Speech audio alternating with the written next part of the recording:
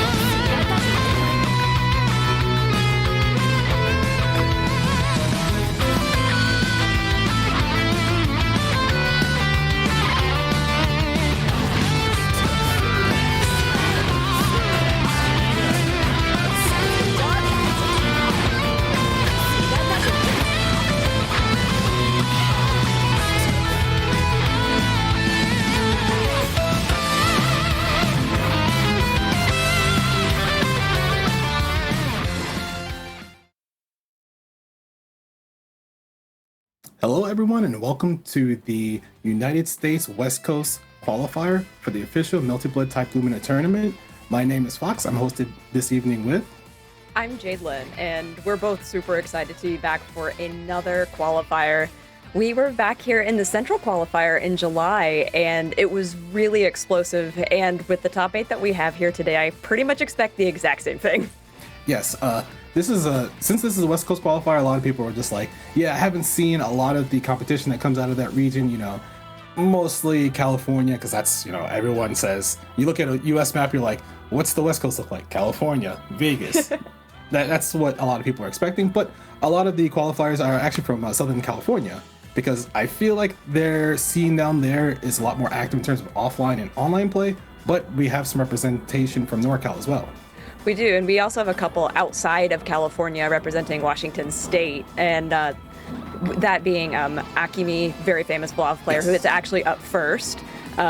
Really excited to have her amongst everybody, being the IRL VTuber that she is. Mm-hmm. And yeah, but as you said, there are a lot of SoCal. Actually, half of the bracket is from SoCal.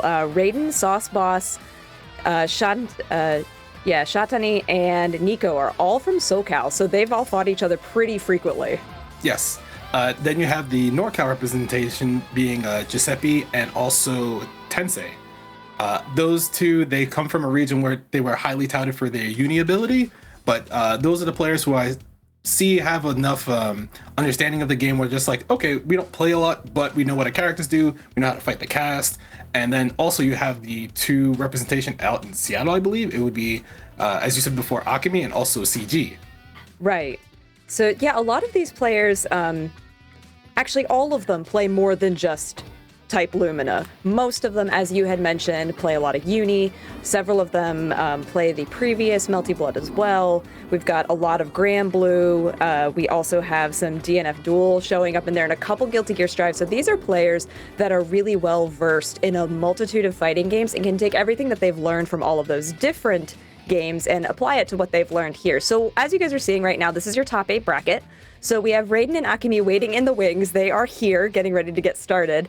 And then you have Tensei and Sauce Boss in the winners half of this. And then in the losers, you have Shatani and Giuseppe, and then Nico Nico May and CG. Yes, this top 8 is going to be pretty diverse. I know a lot of people are just like, oh, how many vlogs are going to see this time? And honestly, outside of Akumi, unless people have pocket secondary characters, should be the only one to my knowledge. Shatani plays Vlav. I asked him earlier today. I just wanted to double check. I was just like, I don't know anyone else who really plays Vlav, because it's hard, because a lot of people in other regions, they tend to stray away from their main characters because they're just like, oh, I don't want to play this strong character because no one wants to play me online, no one wants to play me in my local. So sometimes you'll pick a slightly fairer character, even though it's Melty Blood. A lot of characters aren't really fair if you think about it. Oh, no, not at all. And I think that's one of the things that makes this game really fun as we continue to develop through the Season 2 timeline sort of thing, as we get new characters and different updates and stuff like that. Arc, just regular old Arc comes to mind. She got super strong with the most recent set of buffs, and that was a bit shocking, but you know what? She was great. Actually, I was watching Kamine himself playing on stream a couple weeks ago, and he is he's a MASH player, and he was doing like the dive from the air, and he went, man, this is really strong. I should nerf this. And like, so even the lead designer of the game is like, some of these characters are a little strong right now. Yeah, sometimes when you develop, well, I don't have experience in this, but like if you've played games throughout betas, there's a long running of test time, you'll see characters that have tools that might be a little bit too strong in the beginning, but you kind of want to see how the game teeters out, especially if you make additional updates that are smaller in general. Sometimes the additional buffs kind of make the character stronger without you realizing it over the total duration. You see like 1-2 small things, and then all of a sudden you're like, wait, we forgot to tune some of these other changes that we gave them. So a character like Arcuate, who was considered to be fairly strong in the patch before Evolution came through, now is considered like number 1, number 2 in the game, just based off of her conversion ability, her buttons being really strong, her reversal is still strong, her mix-up is still really powerful as well. So a lot of people are just like, yeah, she's probably like number 1, number 2. But then you have other characters like Akia, who's also, a lot of people are like, she's not that great because she has to interact with a lot of people with, rings and Right. shield those. But now that they made changes to how shield works, people holding low shield kind of have to be careful because she has a tool that lets her, expose that, being charge 5B. Charged mid that crushes low shield. So if you one of those people who likes to hold low shield versus her, you might need to be careful because she actually gets a lot of damage if that connects. Yeah, I've actually been really happy with how especially the changes to shield, which I knew was really highly anticipated in the patch, like how that's been affecting gameplay and how we've seen that just play out as the past couple months have gone by. And before we get into all of that, because I'm sure we're going to get opportunities for that later, we're going to get into our first match. And just so you guys know at home, all of these except for grand finals are going to be best of 3s, and grand finals will be best of 5. And this is double elimination, as you could see in the bracket before. But we're getting into Raiden versus Akumi. So Raiden, on that red arc, was 9th at EVO, and then Akumi, the VTuber Vlog, who the last time that I saw her in person, she was 17th at Combo Breaker. Yes, I know a lot of people are expecting varied results because they don't really know what happens out in the West Coast side of the United States. They're just like, you see the East Coast, the Midwest, somewhere near the South. But West Coast does have very strong players as well. It's just that they can't go to every offline major, they can't go to every online major, but it looks like, unless this is a button check, it looks like we should be getting ready to get into it. Yes, it looks like it. I'm really excited to see these two play because they're both such high-level players and they're such accomplished players, but I don't think I've ever personally seen them play each other, and they just have such distinct styles on both characters that I'm really looking forward to seeing the explosiveness. And even in round start, it's already crazy. Oh, all right, fatal jump B from Red Arcuate. That's one of the bigger tools that she has. It covers a good horizontal space in front of her, and since it's 2 hits, you can just confirm off it, just like the next confirm that Raiden almost got, but a little bit too far. So now Akumi trying to run Oki, gets a stomp confirm. All right. Ooh, yeah, this went a little too far and sent Arc over his head. But now you get this nice combo coming out here. Finish it with a stomp. Ooh, went for a low instead, but Red Arc was a little too high to get the rest of that confirm, and just dashed up and through after the Moondrive activation. Oh, there's a Moondrive back from Akumi. She's trying to see what gets placed on the screen. Moonskill Fireball. So you can see, yep, Raiden's trying to get in. Oh, there's a throw. Should be able to end the round with some EX. Might have to spend 1 bar. Yeah. Very nice. So another strength that Red Arcuate has is that near the corner, she throws you into it, she gets a confirm. It's not that much damage, but it's one of those situations where normal throws don't kill you at that life threshold. Oh, there's the unblockable for trying to hover in the air versus Vlog, but Akumi, she kind of drops confirm, might be a little bit nervous. We'll see what's going on. Yeah, I know that she was tweeting early East Coast time, so she's been up for quite a bit of time today, so she might just be really excited about getting to do this. So I'm hoping the nerves settle, because right now, I mean, Raiden's just throwing out buttons. He's not doing anything particularly dangerous and is getting huge confirms off of it, like this one, taking a ton of unrecoverable health. Oof. All right. Yeah, throw Ender. All right, Raiden does have a lot of meter. Oof. Blood heat activation from Akumi just to be like, all right, get away from me and stop the clock, get some life back. Ooh, she's low shielding. She's trying to get that last arc, but Raiden's not having any of that. Moondrive confirmed. Very nice. Probably spend 1 bar with the EX ring in the air. Yeah, Right. Raiden has been doing such a good job with the meter management this entire time. Just still has 2 bars, and Akumi is struggling, really. Gets an overhead, though, gets a stomp. Does miss the charge JC, though, which is the extension on that combo, so that's a little unfortunate. It just looks like she's... I think you're right. I think you're right. She's nervous. And they're Raiden getting to low shield the stomp to B follow up to get behind Akumi. So sometimes when you're fighting Vlad, you'll default to just holding down and shield, so that way you can try to get to the other side. You can try to, get away from the part of the screen where he's throwing fireballs. But you still have to be careful, because if Vlad has a read on the B follow up, you get a 3C launcher if you're ready. Otherwise, if you get hit, you don't have to worry too much as long as it's not fatal. Otherwise, you just go back to your scrambling situation mid-screen, and you're like, I don't want to get hit by this character. It's at full screen again. So you'll use ship to mitigate a lot of his chip. But you should also be careful about how often you use it on the ground or in the air. Right, and also just, prior to this update, you could kind of hold shield without any significant consequence, but now as you hold shield, it just actively drains your moon icons, which is a detriment, and sometimes people forget about that, especially in the heat of a moment in a high-profile tournament like this one. So that is something to keep in mind as well, but Raiden doing an excellent job on that, just being cool, calm, and collected, spending meter where it was appropriate, and got an excellent amount of damage for every hit that they got, which is really all that you need. Yeah, so I noticed that Raiden seems like they're pretty practiced in fighting Vlav. I'm not sure if they just, grinding out net play expecting to fight a bunch of Vlavs in this tournament, but a lot of their spacing on the screen was very clean. They knew where they could aggress really heavily, but then there's other times where they were kind of passive. They were like, all right, I'm at this part of the screen. I don't really want to jump because, Vlav has the ice projectile unblockable. Well, not ice, but any projectile unblockable, where if you're hovering too high in the air, he does a fireball, and the Vlad player sees that you're there. They just spend 1 bar to get an unblockable situation and kind of just force you to understand, like, hey, you can't be here, but you could be over here, like further away from the screen, trying to shield projectiles, trying to double jump over the projectiles, hit Vlad. It's kind of like a zoner's, the trolley problems, like, do I jump here or just I run at him? So you got to figure out what to do. And sometimes it's, why not both? And then you just die. Yeah. But also, Okay. thank you guys so much for all of the fantastic excitement in the chat. I'm seeing so many familiar names, and thank you for being here. And I know the players appreciate it too. Yes. Ooh, okay.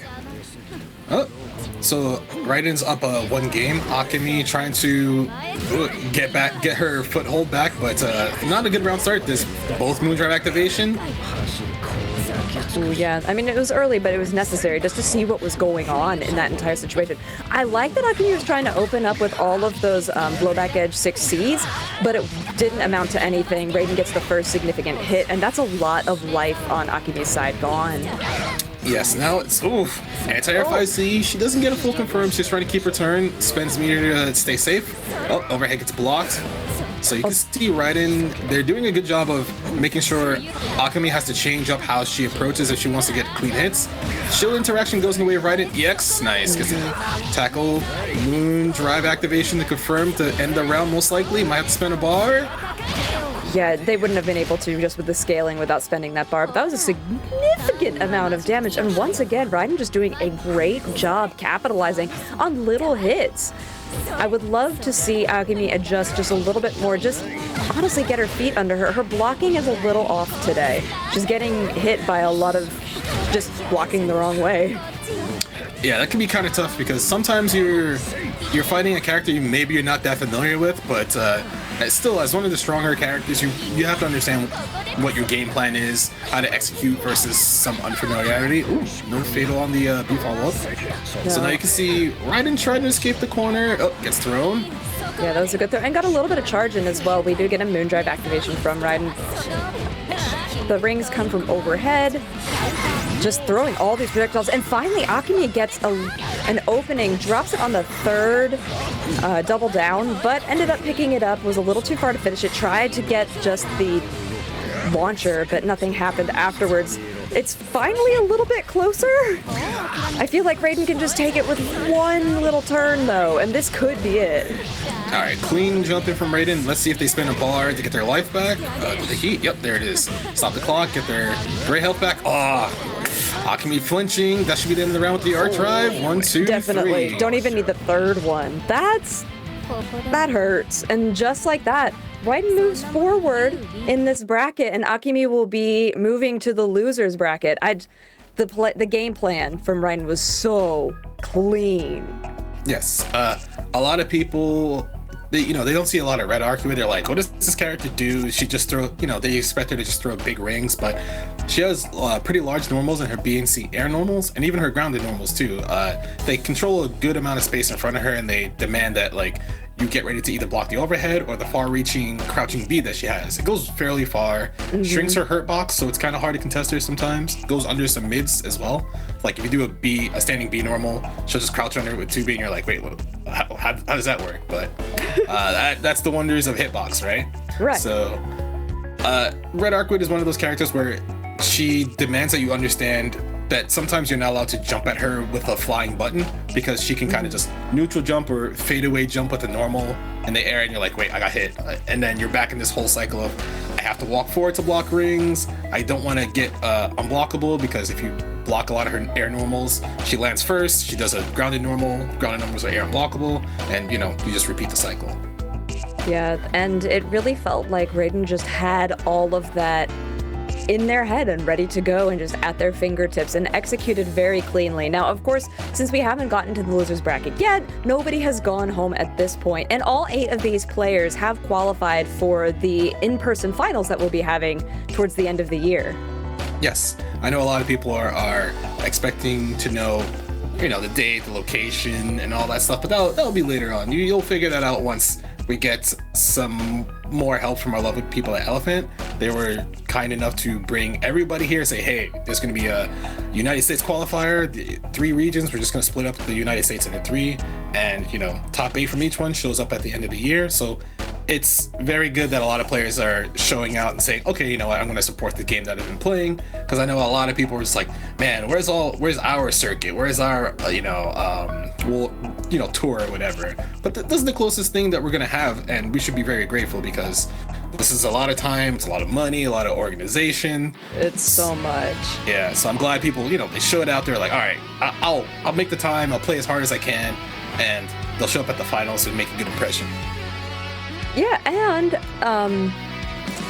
it's nice that this is, we say it's the official qualifier. It is. This is supported by the developers, which I think is really fantastic, because it's so often that we see more Asia-centric official qualifiers, just because that's where the producers and the developers live. But now we get this one for us, and it's really cool that we get to showcase in this really nice official format what we've got. And there's prizes that you can win as well. If you were here at the beginning, that video that we showed, there's several $1,000s worth of prizes on the line. And today, for just these players, there is $500 on the line, and everybody gets special in-game icons and colors and a championship plaque for first place, which is pretty cool. Yeah, I know a lot of people are hunting for that, because those are exclusive to the top 3. You get since you get the icon and you get the title, no one else is gonna get that. So that's something that you can parade around while you net play, while you stream, and say hey, that was pretty cool. I made top 8 at this qualifying tournament. So I know a lot of people are just like, man, well, where's the East Coast one? And we should have that by the end of the broadcast. There should be a link going up, but it looks like we have our next match ready to go, it seems. Yeah, so this is going to be Tensei versus Sauce Boss. So we have Coma versus Ciel, and Sauce Boss, I know, has been playing Coma for a really long time, likes to call themselves the best net play Coma or something like that.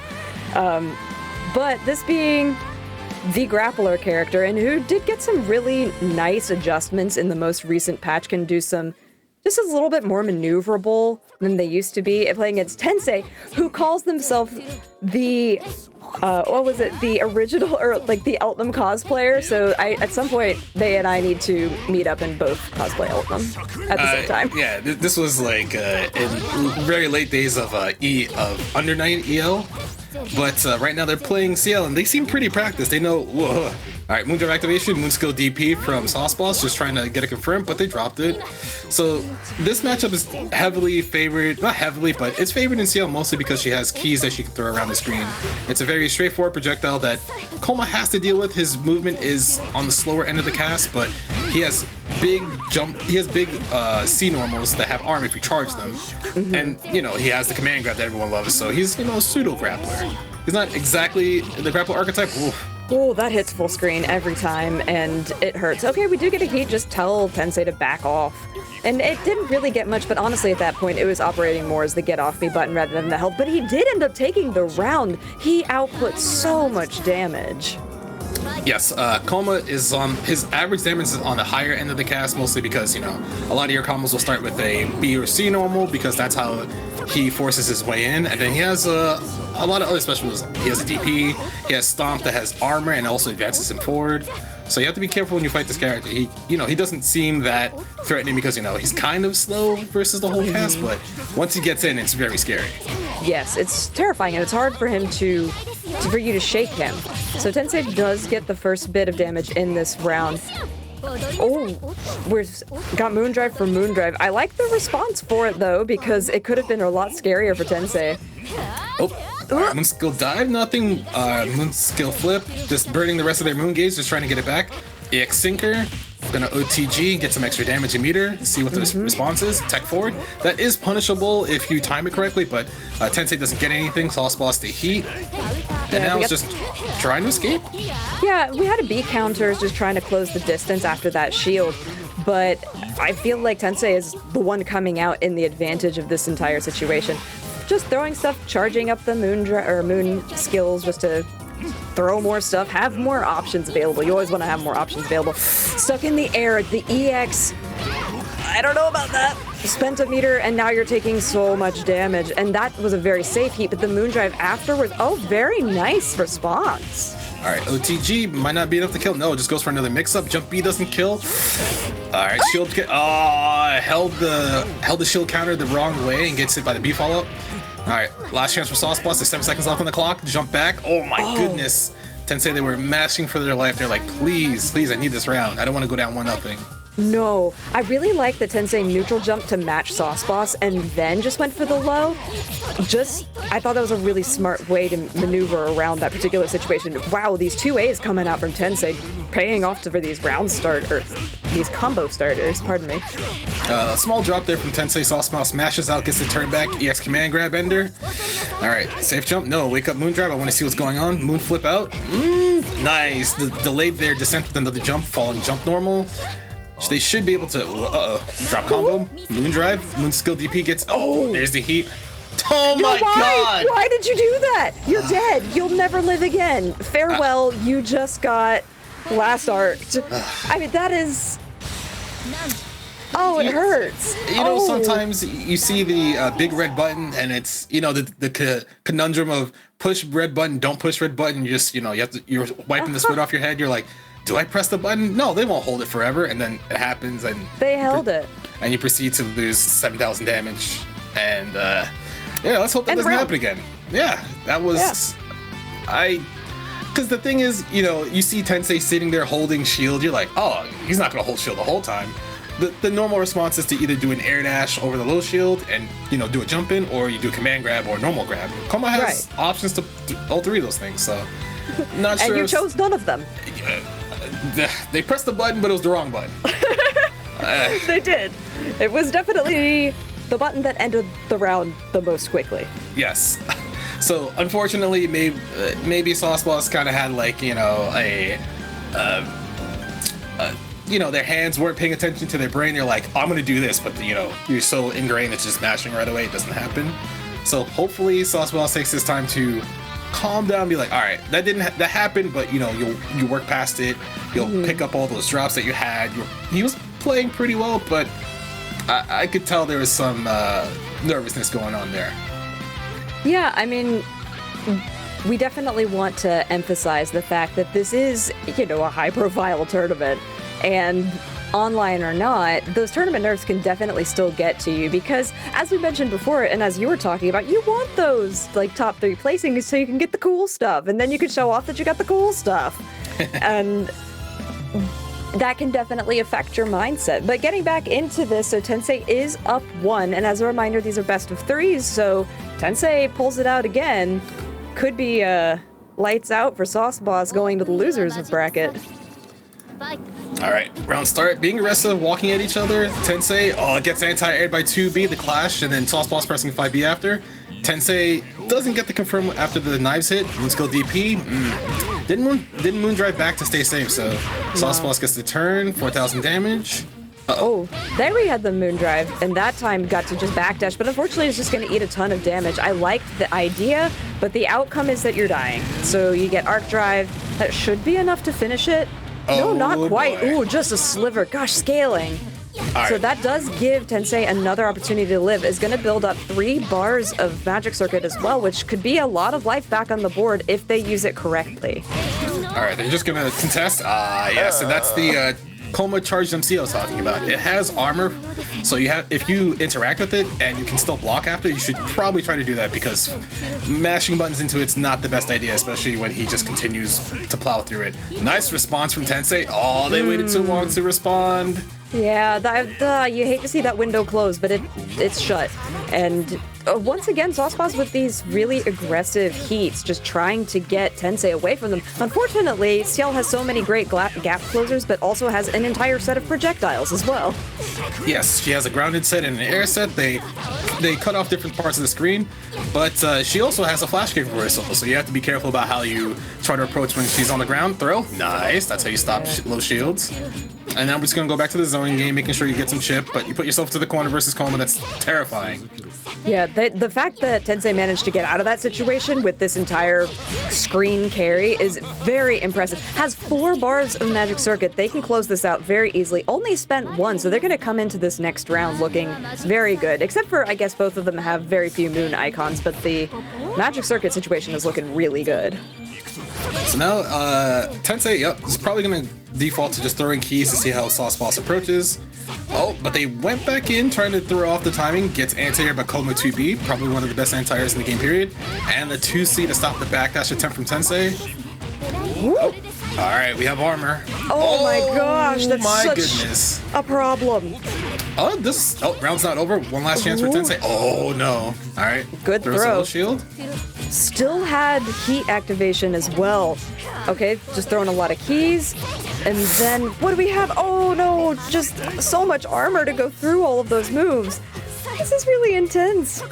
They've both spent so much resource too. Just that little charge got Tensei something to work with. The overhead does connect too. Gonna get another launcher and a throw. Oh, very nice with the projectile to just keep it safe too. All right, so Tensei's looking pretty good. Oh, you can't do that. No! OTG, that might kill. Yes, it does. Very nice from Tensei.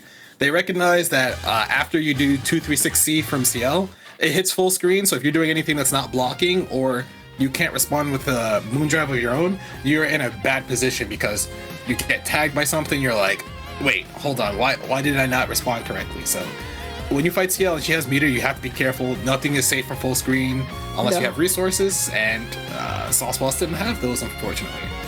No, both of them were using so many resources so frequently that it just made it, when it came down to that one pivotal moment in the match, Sauce Boss just couldn't do anything. It was just over. And so that means one of our resident Eltnum cosplayers will be moving on. The other one will continue talking about the video game. But that does round out the winner's half of this bracket, which means that Tensei will be going up against Raiden in the winner's final, and that Sauce Boss will be waiting for whoever of Nico Nico May and CG wins that round. Yes. And then on the other side, in the losers, we have Shatani versus Giuseppe. So that should be Law versus Tono. And then we have Nico Nico May most likely playing either Arcwid or Mash, and then CG also playing Tono. Yeah, so we do have a lot of, so we were talking about Vlovs, because Vlov being a very regular character I feel like that we have in the US. We also have several Tonos. Tono was one of the most seen characters on stream during EVO. I believe, I can tell you, there were, of the players that got featured on stream, the second highest was Noelle, actually, and the highest repeat character was Tono, doubling that of the Noelle sightings. Yeah, Tono being the poster boy of the game. So, you know, typically when you see a main character on a cover of the game, you're like, yeah, they gotta be pretty good, right? They have to have almost all the tools, or all the tools required for a character to be good. He has an invincible reversal. He has, like, unblockables. Most characters don't have that, but he's privileged to have that. He has tricky overheads. He has an install that gives him more moves. His damage is very consistent. He has probably one of the fastest sweeps in the game, and it goes really far too. So fighting Tono is really hard sometimes when you're just like, wait, why can he do all this? But then you realize there are characters that are better than him. All right, so before we get into this next one, we're going to take a quick look at this replay from the last match.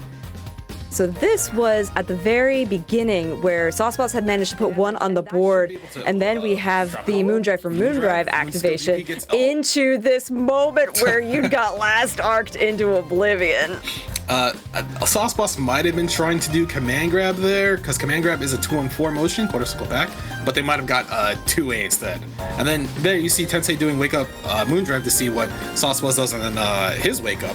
But unfortunately he got hit with Coma DP right after, and then the round didn't end here, fortunately for Tensei, but they did not manage to secure the round. And then this last round that we had saw earlier, Sauceboss was doing a really good job of keeping the pace up, like that jump shield on the Blood Heat activation, but unfortunately they could not close out the round afterwards, as if we remember correctly. So yep, this last interaction here, activating 2-2C, which has the armor, but it gets punished with the 2-3-6C from CL. So that's what I was talking about. Unless you have Moondrive or more meter to stay safe in those situations, CL actually has one of the best punishes in the game, tied with Roa, with their Corsica Forward C, which goes full screen, hits everything, and you need to, you know, be conscientious of that, because that adds up a lot, especially if they're only using that to stop your approaches for full screen. It's just one of those things that you have to be aware of in the matchup knowledge game, because if you're not used to fighting CL, because I mean, the cast itself is still, even with the 6 additional characters that we have now, it's still fairly small and limited, especially compared to like the previous Melty Blood, which had a host of characters and the different ways that you could play individuals in that particular cast. But CL, I think, is still not one of the most often seen characters, so if you don't know that she has that up her sleeve and can just punish you from full screen if you don't have any of those options available, it's just detrimental, as we saw at the end of that round. Yeah, for some reason people aren't really drawn to regular CL, even though she has, she doesn't have a standing overhead, but she has a lot of like tricky demon flip type moves. She even has like a demon flip grab, similar to Akuma from Street Fighter. She does. You can use meter to confirm to get a knockdown. You can use Moondrive to get a full combo. She has full screen punishes, full screen projectiles. She has an invincible reversal that's a flash kick. Think like a Guile Sonic Boom, Guile flash kick, but you don't have to charge for it. You just press down, down, and a button, and you get your reversal. So you don't have to worry about getting crossed up. Really strong air buttons, really good grounded buttons. She has confirms that pushes you almost full screen, if not full screen. So it's one of those things where people look at her and just like, oh, she must be like plain or uninteresting, but her playstyle kind of fights a lot of the stronger characters in the cast very well. So hopefully in the future we can see more people playing normal CL. I would definitely like to see that. I mean, it's always interesting how, as we get patches and things like that, people gravitate towards different characters. I mean, there are high-level players who have switched characters every single time a patch has come out, just because they're like, oh, now that this character has this move set, I'm going to be more successful because I know how I play, and that's going to work for me. And then there are people who, you know, notably just stay with the same characters, like, I played this one thing really well, so we're just going to stick with that. But we do still have, 2 more characters will be coming as part of this season. Yes. So, and I believe they said that was going to be in the winter. So 2 more characters will be coming, and I look forward to who that could possibly be. I mean, it's no secret who I want. Give me LMM, that's all I want in my life. But I'm sure there are a host of other characters that people would love to see in the game. Yes, every time I go to a tournament or I stream or talk to people wherever, they're just like, would it be cool if they put this character in? And there's a lot of good possibilities since now that they added Mash from the famous Fate Go mobile game. There's a good chance they'll add more Fate characters because it seems to be progressing that they want to add new characters, have different play styles to the game. Like we got Mario, he's from the Tsukihime novel remake side of the series, but then there might be more Fate Go characters if we're lucky, because I know a lot of people like a lot of characters from that cast, and there's a lot of people there. But speaking of characters from the Tsukihime novel, we should have our next match coming up. Yes, I believe so. Wait, we're just double checking. We're supposed to go into a break, so we're going to quickly jump into a break here, but when we come back, we will have our next match, which is going to be Shatani versus Giuseppe. Yes. And we will get right into that action. Don't go anywhere. We will be right back.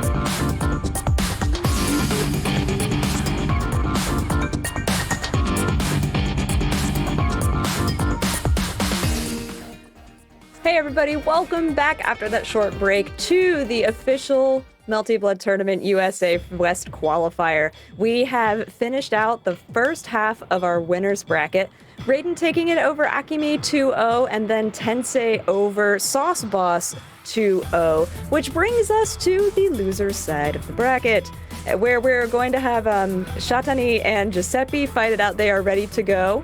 And then Nico Nico May and CG to round it out. Yes. This next match that we have, Shatani versus Giuseppe, should be, like I said earlier, Law versus Tono. A lot of people consider this matchup not to be good for Tono, mostly because he doesn't have any real special way of getting in outside of doing 236B or an A, of course, circle forward A or B. His his forward advancing slash, a lot of people refer to as a lariat. He kind of covers a lot of space mid screen. You can't jump it; it's air unblockable. He gets a full confirm off of it. Does a lot of damage.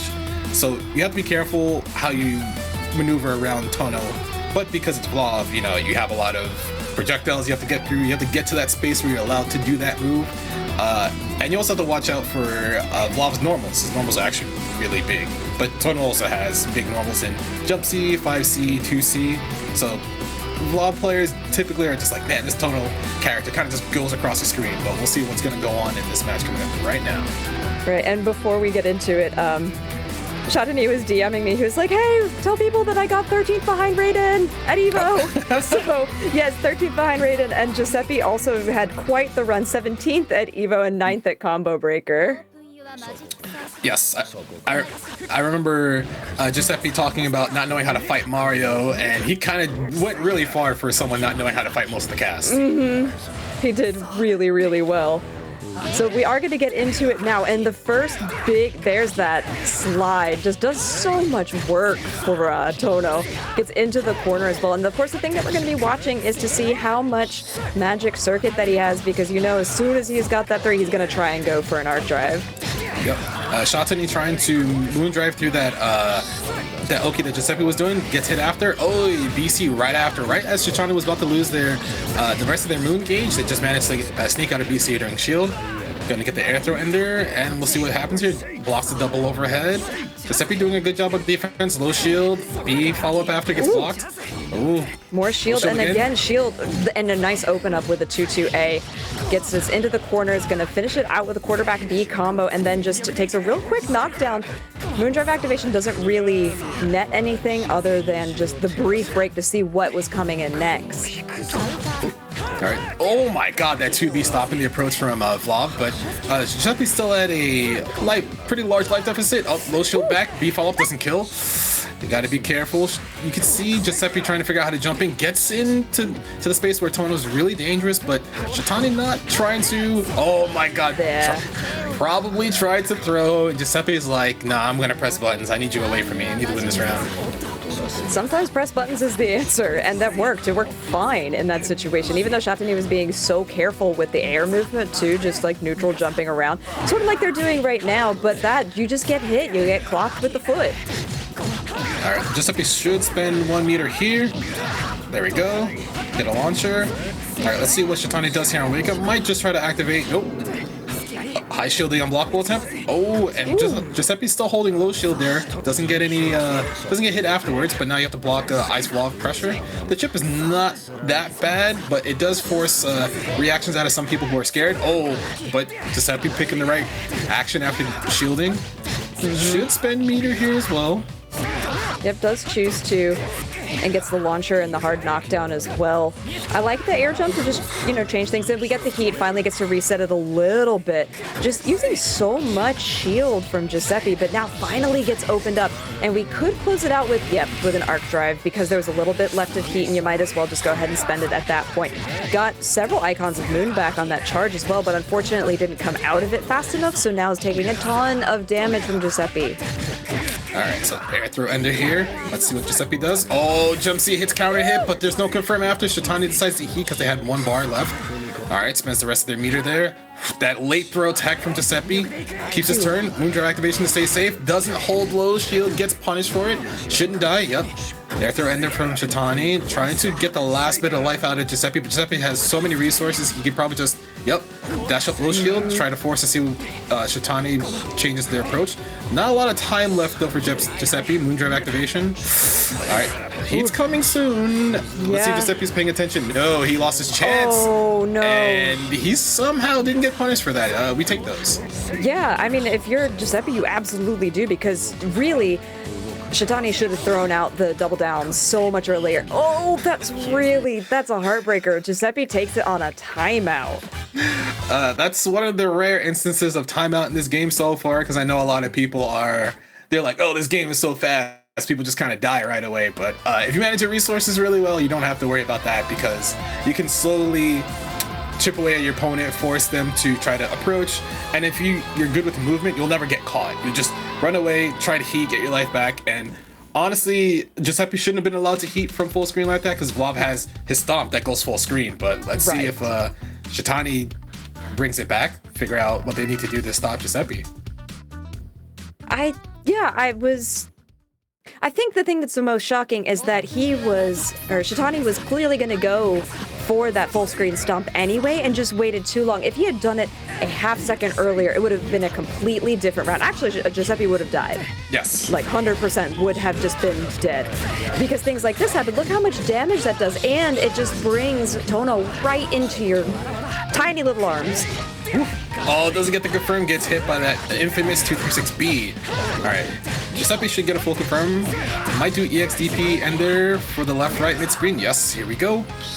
This Oki is not that scary, but it does require you to have keen eyes, because sometimes he can get to the other side without you realizing it. But Moonskill Rekka, and then Giuseppe just attacks with 2B. He's like, I'm going to take my turn back. I don't want to block you anymore. Yeah, I didn't pay for this video game to block. I paid to play. Gets a little charge in there too, just extends the life of that a little bit longer. But there, now we're getting all of the ground stomps all of the time. Shatani was like, I made the mistake once and I will never do it again. But it's working out a lot better for them. Yes, Shatani realizing that, hey, I should spend a lot more meter to make sure I secure the round this time, and they do. But now Giuseppe's just like, okay, I'll block a little bit longer. Oh, and they just hold up forward, get a clean jump C starter. Getting carried all the way across the stage. A little charge as well, backdash. Oh, opens up with I believe that was the 2C low, but then doesn't really get anything else off of it. A little bit of damage, but now Giuseppe, being able to finish what he started earlier, has built up 4 bars of magic circuits, chooses to spend 1, gets the hard knockdown.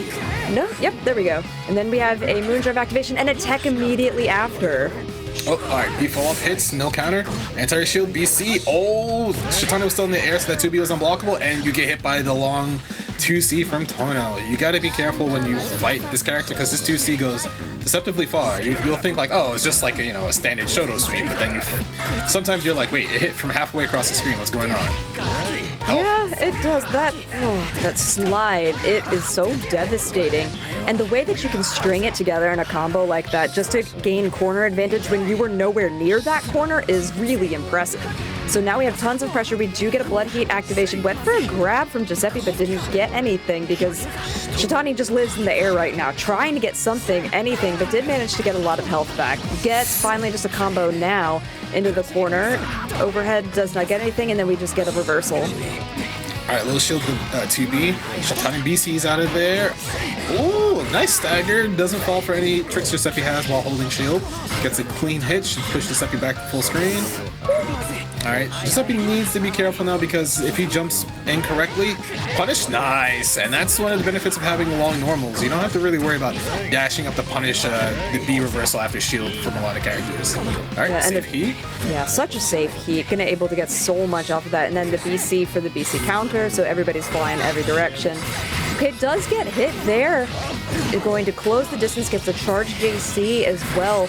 And then, oh yeah, use the launcher part of that combo and then gets the moon skill of that and then just manages to close it out. Very strong from Shatani in our first 1-1 situation. This looked a lot better for Shatani, mostly because Giuseppe kind of didn't respect Vlav stomps from parts of the screen. Probably thought they could jump immediately after being knocked down, but Vlog Stomp is super fast, really fast. So normally, if you block the first stomp without him doing the second part of it, you can just kind of hold up to neutral jump to see what happens. But Giuseppe feels like Giuseppe tried to force a lot of their movement to say like, I gotta get in or else I'm gonna lose. But sometimes you have to play a little bit slower versus Vlav. You don't need to commit too heavily because that's how he slowly whittles away at you. Right. I mean, that's just what you have to do. Double clash, double counter to round start all of that. Ooh, that was really volatile. And then we get a shield, B counter, and now we're just jumping. Oh, Giuseppe went in for a grab, and then because Shatani was in the air, it whiffed. That was good damage, not great, but at least it was something. Giuseppe managed to get his turn back, text the throw, still chasing Shatani, trying to make sure they don't get to set up fireballs for free like that. Now we're back to the, oh, just kidding. Shatani just full jumped in for full screen to make sure that Giuseppe was thrown off and gets a clean jump in to end the round. Sometimes Vlav rounds are the most dominant rounds in this game. They're just so clean and flawless if he gets one of those particular rounds, and that was definitely one of them.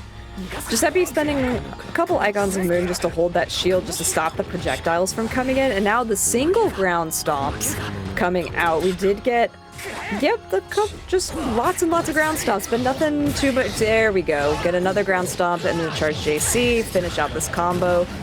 And there's so much meter. Yeah, go ahead and charge as long as you can. Got a lot off of that. Already back at half moon. Yeah, Giuseppe being, there we go, respecting the second part of the stomp. Trying to jump again, gets hit low. Must have missed their jump there. They're trying to approach. This should be the end of the round. Nope, it's close. Ooh. So now, last chance. Giuseppe has a ton of meter. He needs to get a clean hit. No, he doesn't get it. Gets hit by the fast 2-2 stomp, and that's these sets. Shatani taking it 2-1. Unfortunately, this means we're going to have a Vlav mirror, so we're going to have a Vlav. One Vlav will be out after this. Like, that's just the way the cookie crumbles. So Shatani will be moving on to fight Akumi in the next round of losers. But Giuseppe, we will see you soon. But not today. Yeah, not today. I know a lot of people are just like, yes, the two Vlavs get to fight each other in losers. I don't got to see them anymore. But you still, if you play the game competitively or even semi-competitively, you still have to understand how to fight the strong characters, because what's the easiest way to not have to deal with the strong characters? It's figure out how to beat them. Like, you need to have tactics. You need to figure out, okay, what does my character do versus this strong character? Can they do anything? Maybe switching characters is an idea, or maybe I just switch up my whole playstyle entirely. But over time, people have figured out how to slowly fight Vlav, even though he's still very strong. But it does require patience and having discipline to understand what he does. Yeah, I do know that Shatani has a couple other characters that they have played around with. I don't know if we will see any of those, but what we will take a look at really quickly is a replay from that last match. Yes. So as you can see here, Shatani trying to aggress really hard to get hit with the B follow-up after holding low shield. Usually holding low shield there is not the best idea if your opponent does like to do the B follow-up a lot. But later on, we also see Shatani kind of adapting to Giuseppe's playstyle there. That's where Giuseppe won the round, where instead of doing stomp, they just let them get away with heat. And then like the low shield, BC, Giuseppe's not really keen on pressing BC back defensively while getting shielded, especially when he has a lot of moon gauge available. But that looks like what Shatani did to kind of seal this set, stay away from that move, even though it hit a couple of times that Shatani wouldn't have been expecting. And now getting into, I love how it really was the one time he didn't use the stomp. Every time after that, Shatani was like, I'm going to use the stomp. But this was a nice run back there from Giuseppe. And then look at this, all of the damage coming out and the charge JC extending the combo. That was the launcher that went into the moon skill, which I thought was a really smart use of that, just to get a little bit more damage, and then just closes it out with another solid combo there. And here's more fire, more ground stomp, more oppression.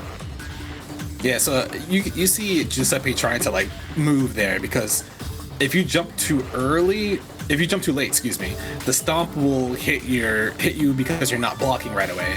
And Blob is really adept at that because it goes full screen, it's really fast, and if he has meter or Moondrive for that matter, he can just he can confirm to see that you got hit and just say, okay, this leads into a combo that does almost 4,000 damage, and that's usually close to a lot of characters, like a third of their life bar. So if you do it twice more, you essentially win the round if you're good at keeping resources.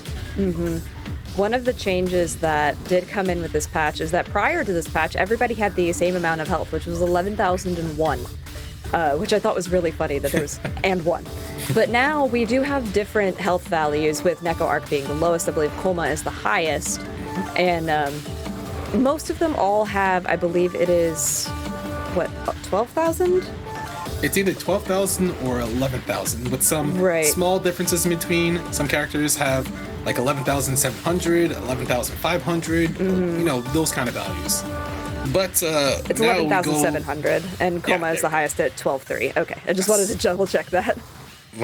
And then now we have another tournament on the screen with CG, PNW's native French-bred player. They've played Uni pretty heavily. They're very strong, and also now they're trying to progress as a multi-blade type Lumina player.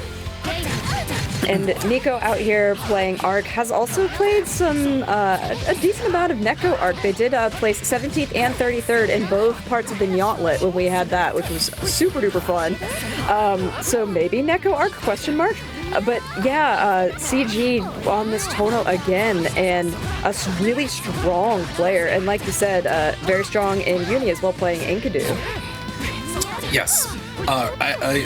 CG known for playing like kind of not pro tag characters, but like, you know, strong male who doesn't need you know, another bro type character. But it's kind of hard to get around a character like Arkwood, who has arguably the fastest movement in the game. Oh, but it doesn't matter when you get a 236 beat like that. So he should be able to spend one more bar. Please spend one more bar, please. Please. Just one. No, you didn't spend the bar. Why wouldn't you do that? All right, so waiting for throw, no throw, baits the throw again. There it is. And in Melty Blood, those type of situations is very scary because you can't react to throw. It's usually you have to do some sort of tactic to preempt the throw, but throws can be baited pretty hard. So you also die for just thinking, oh, you're gonna throw here, and you just lose for it. But CG doing their best. Nice rising jump A, gets a small confirm. Yeah, and the fatal counter too, so you're getting a little bit more. And jeez, that throw animation is so fast. Okay, do it again. Thank you for demonstrating how fast that was. But then we do get the reversal situation coming out of Nico May. But just not getting... CG is just so calm right now. Trying to get something going on as Nico. There, we finally got a good corner combo.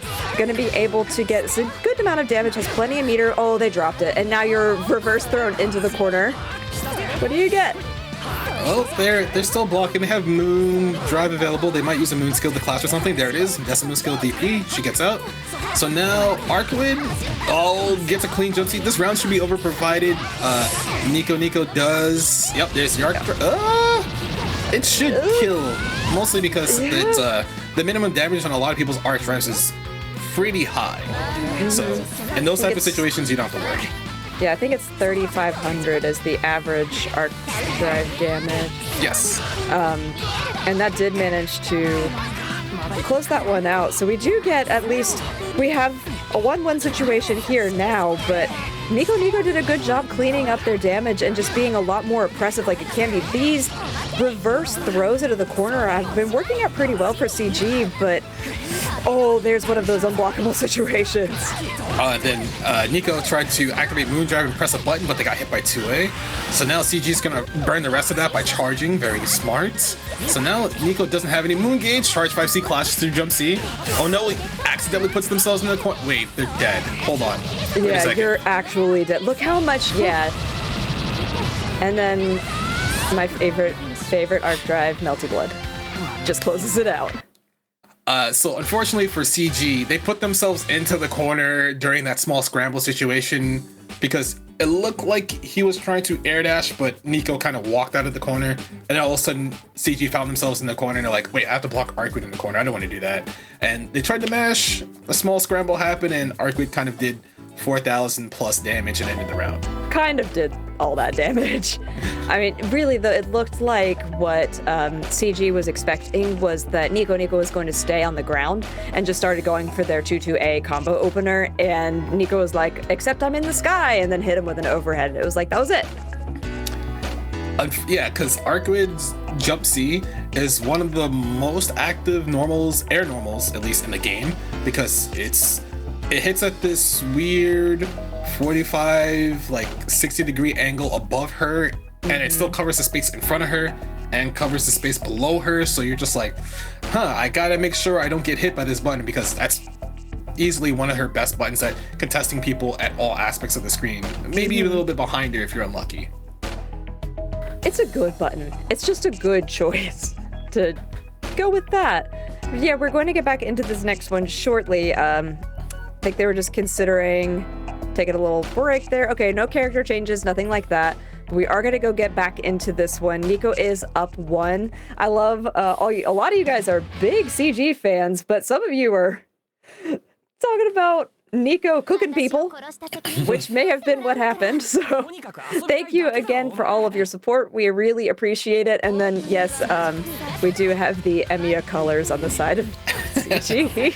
Yeah, CG, kind of also known for his wardrobe emulating Shiro from Fate series. So a lot of people are just like, he's my favorite protagonist, but we got to see if he can bring it out now, because he's down 1 game. Moondrive activation, 2-2-B from Arcwid, invincible. You have to try to either block or shield that if you want to retaliate. CG trying to escape the corner, they break the throw, but alright, yeah. Charge 5C hits. We're able to get something out of that, but then, okay, this is a big opportunity for CG. We're gonna get all of this across the screen. Ends it with the EX. Oh no, was trying to do just in block the air, but that just left him wide open. Stare down. We do have a heat, the get off me button. Time has stopped, and Arc just kicks you in the face. Well, I was gonna say, well, it wasn't counter hit, but unfortunately it happened again. Provided Nico gets this confirmed, yep, spend meter. This should be the end of the round. Yeah. Very nice. Good awareness. Very good awareness. Nico is playing fantastically right now, where CG, I feel like, is playing a very decisive game. Sometimes they're just too decisive and it leaves them very open. Like, yes. They commit to a button. Gets a nice relaunch there. So hopefully CG can kind of try to limit the amount of scrambles that occur, because if I feel that, nice 5C on the whiff shield, should spend another bar. CG needs to have the ability to try to negate the number of scrambles that occur on screen, because Arcwood's really good at that, because her buttons are so big. Throw attempt gets hit by air dash from C. He might spend 3 bars here. Let's see if he does. It should be the end. Nice. Well, so now he has that extra moveset going into this round, which is very helpful. And, I mean, anytime you get extra moves unlocked by something, and you had the opportunity to finish the round cleanly, yeah, go ahead, use it, spend it. But Nico is just being so oppressive right now. Could have punished that, but was just too far away. I feel like Dodo is so slippery. Oof. Alright, Moondrive activation, 236B from CG. Catches the backdash, doesn't get the confirm. He tried to get the 3C launcher before, because that is air unblockable. Alright. Corner combo, hard knockdown. Oh, wow, was able to punish just a little bit off of that after the Moondrive activation. And then the backdash gets caught, but we didn't get anything out of the rest of that. Now where Nico Nico was looking so oppressive, they're looking a little bit more scrambly in their offense, and gets caught again with this excellent combo from CG, bringing it to 1-1. All right, so like I said earlier in this game, CG was able to kind of mitigate a lot of the times where he was losing in a lot of the exchanges. He would make sure he's not directly below Arcwood, except for when he could cleanly anti-air her. And there were also other times where he was kind of trying to mash where it wasn't his turn, because Arcwood has a lot of plus frames on her special moves, so you have to know where it's okay to mash. But it gets kind of scary, because if you don't mash soon, she kind of just keeps you in this infinite loop of plus frame special moves, and you kind of just want to, press buttons to take your turn, because this is a fighting game, not a blocking game, right? Right, exactly. We didn't pay to block, except sometimes we do. And then we shield. Occasionally. But we are going to get into this next one. Now, it's 1-1, so whoever wins this one is going to fight Sauce Boss. After this, been a strong opener from CG, but a strong retaliation comes out of Nico. Ooh, boy, ends it, and then goes ahead and uses the spend the bar of meter to just get more damage. Ooh, I was so scared. Yep, that's why I was afraid, because again, like you said, she's at a disadvantage on some of those moves, and you could see perfectly right there the opening that she left. Oh, all right. CG doesn't want a Moondrive back. There's Moondrive. Doesn't respect the clash after. Gets hit by the Moonskill DP from Arcwood. All right, might spend 1 bar. Very nice. And here comes the left-right high-low mix-up. Same side high. There's the guard cancel heat. CG wants to be able to play the game. Oh, nice. Yeah, I like the choice of using the launcher there because it's going to net them so much damage, and they get to go ahead and use the arc drive with the last bit of that heat. It's not going to do enough to kill, but that will. That move that Tono has is an overhead, so you have to stand up and block it, even though it doesn't really look like it. And that's only because he did the arc drive that unlocked those moves at the end of the round. And I love that was the move that you just unlocked was the move that you ended the round with. It was really smart. Good shield at that as well, because you would have been hit if you don't shield that. Unfortunately, they did get hit afterwards, and now the low is going to end up picking that combo up. Don't be too... Okay, I was like, don't be too aggressive, don't be too aggressive, don't let yourself open. This is a big comeback from Nico. Has 3... Yep. I was going to say, you could arc drive, and they do. Oh. Not quite enough! Alright, charge 5C, good jump. But CG decided to jump shield instead of just holding up. In that situation, you're allowed to clash and then jump. Arcwood is stuck doing that move until all the active frames are finished. So CG did the right thing and then did the wrong thing right after, unfortunately. Oh, it's such... You hate to see that. You're like, oh, you made the right wrong. Oh. And big throw there. But then we get the invincible reversal there afterwards. We get a Moondrive and a reversal in retaliation as well. Clash frames. And then we finally get an opening for CG. I feel like that was so back and forth for so long. Oh, all right. CG opting to use 3 meter here to go into the install mode and also make the life lead a lot bigger. So he doesn't get a combo to kill, but it's still in his favor. Activates moves that stay safe, doesn't punish the low shield attempt. And you can see CG just, he was standing and got hit by dash 2A. That's really unfortunate because now there's 4 bars on the side of Nico Nico. They did go ahead and spend 1 there. The heat comes out, but they got a huge fatal counter with the jump in from Nico Nico. They can finish it right here. Yeah, they do. That's so devastating for CG. He was playing really well up until he decided to aggress a little bit too hard and got hit by counter hit jump C from Arcwood. And because Nico had 3, essentially close to 3 meter right before that hit, they just cashed out the rest of their meter and they used it for arc drive, and that's kind of how they won a lot of their rounds versus CG. CG would kind of force interactions at the end a little too strongly and wasn't respecting a lot of Arcwood's buttons, mostly her jump C. Yeah, that jump C really paid dividends for Nico Nico in that entire set. It just did such great things, so many openings, and we're probably going to be able to see at least one of them in this replay as we go ahead and take a look at that. So as you can see here, CG doing a good job of containing Nico, and you can see how he didn't commit right away to the throw. He's trying to see if Nico wants to try to throw tech, and that's the other situation where CG accidentally put themselves into the corner and they proceeded to lose their round because Nico was just like, oh, you're in the corner, I'm just gonna mash and take my turn back, and then they ended it with the arc drive for that game 1. And then this game 2, you can see CG playing better, making sure that they contest Arcwood sooner than later because you don't want to get counter hit by any for big buttons. And there were some interactions, like that fadeaway jump A, just to say, hey, you can't do that, I'm gonna preempt your jump. And then there you go. CG had already used arc drive to get into that install mode. And in game 3, CG was playing a lot better, making sure that Arcwood can't just start her pressure right away, always trying to contest her. And then there was like, what? Yeah, this instance right here. And it looked like Nico didn't know which way to block that. It looked like it crossed up and it was also an overhead. It was, yeah, sometimes things just don't look the way they actually are. Looks can be deceiving in this game, but this was where it looked like CG was really getting something going, was able to get that really nice heat and try to close it out, but then just this excellent retaliation came out of Nico Nico, uses the Melty Blood to close it out, and they're going to be moving on to face Sauce Boss in the next round of losers. So that leaves us now with Raiden versus Tensei, Akumi versus Shatani, and then Sauce Boss versus Nico Nico May. Yes. So if you're wondering at home how much more that you have to go through, you're like, oh, I want to see my favorite players play. It's not too much longer. We will have to go to a small break in a few seconds here. But once we come back, I think we should be starting. I don't know if it's the winners or losers side. We're going to be doing Akumi versus Shatani. Okay, that'll be the first match when we come back from break. So make sure you don't go anywhere and you stick around.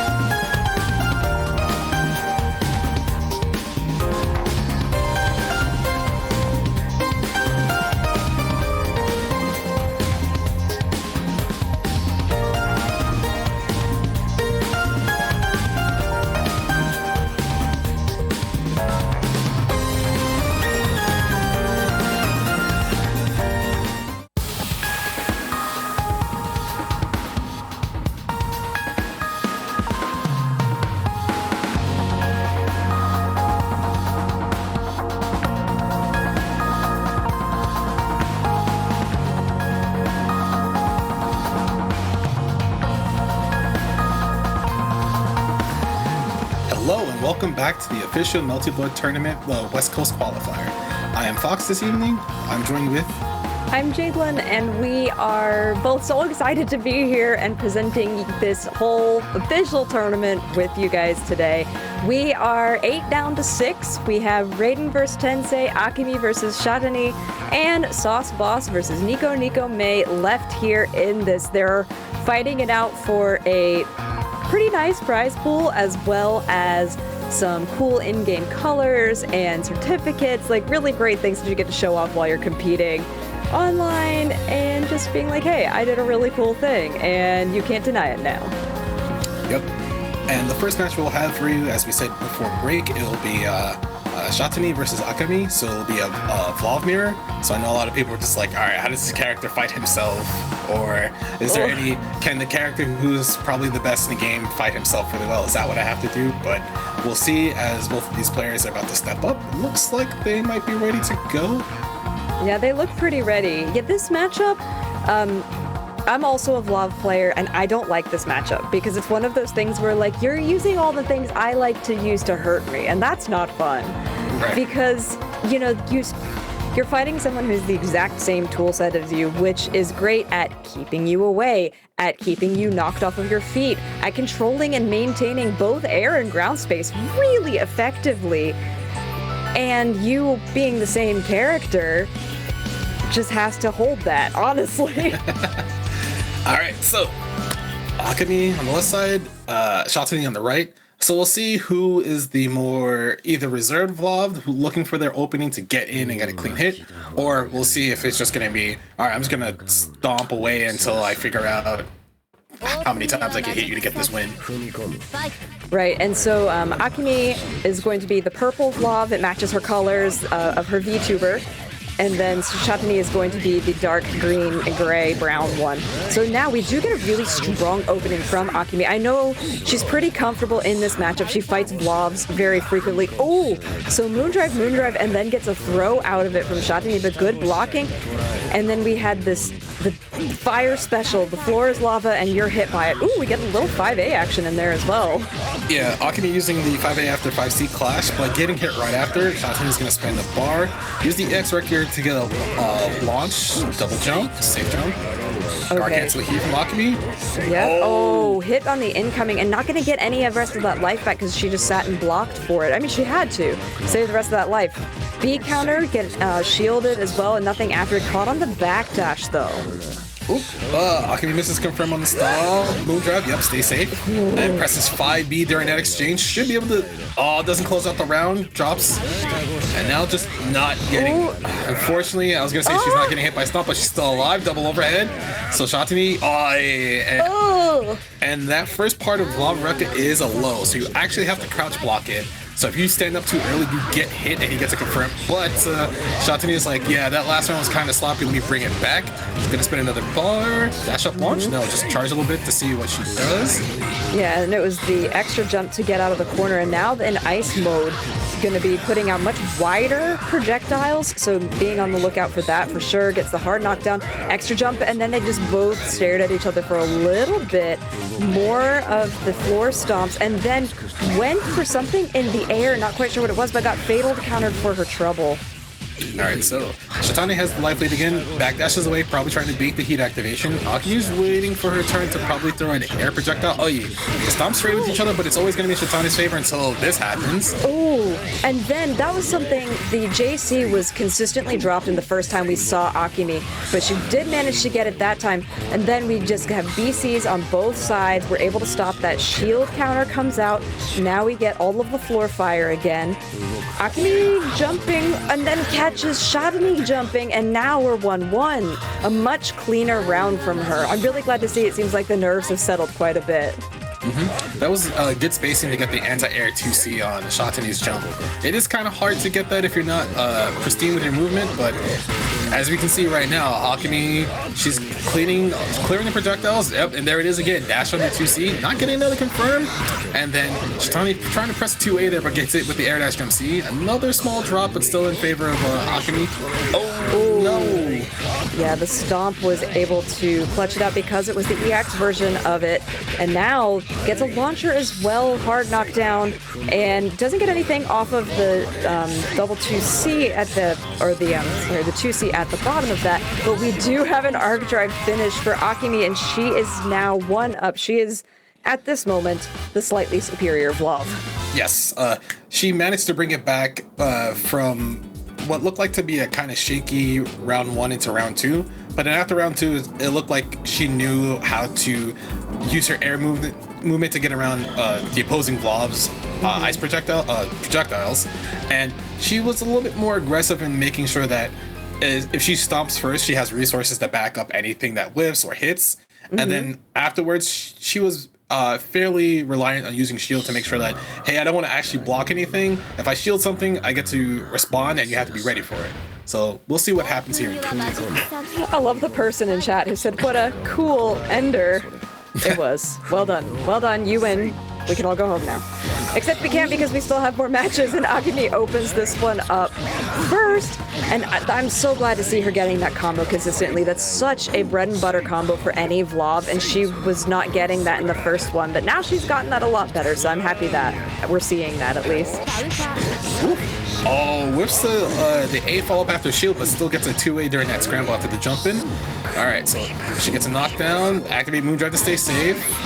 Oh, but Shatani lands first and gets a 2B. So we should see some meter get used here. Back to full screen.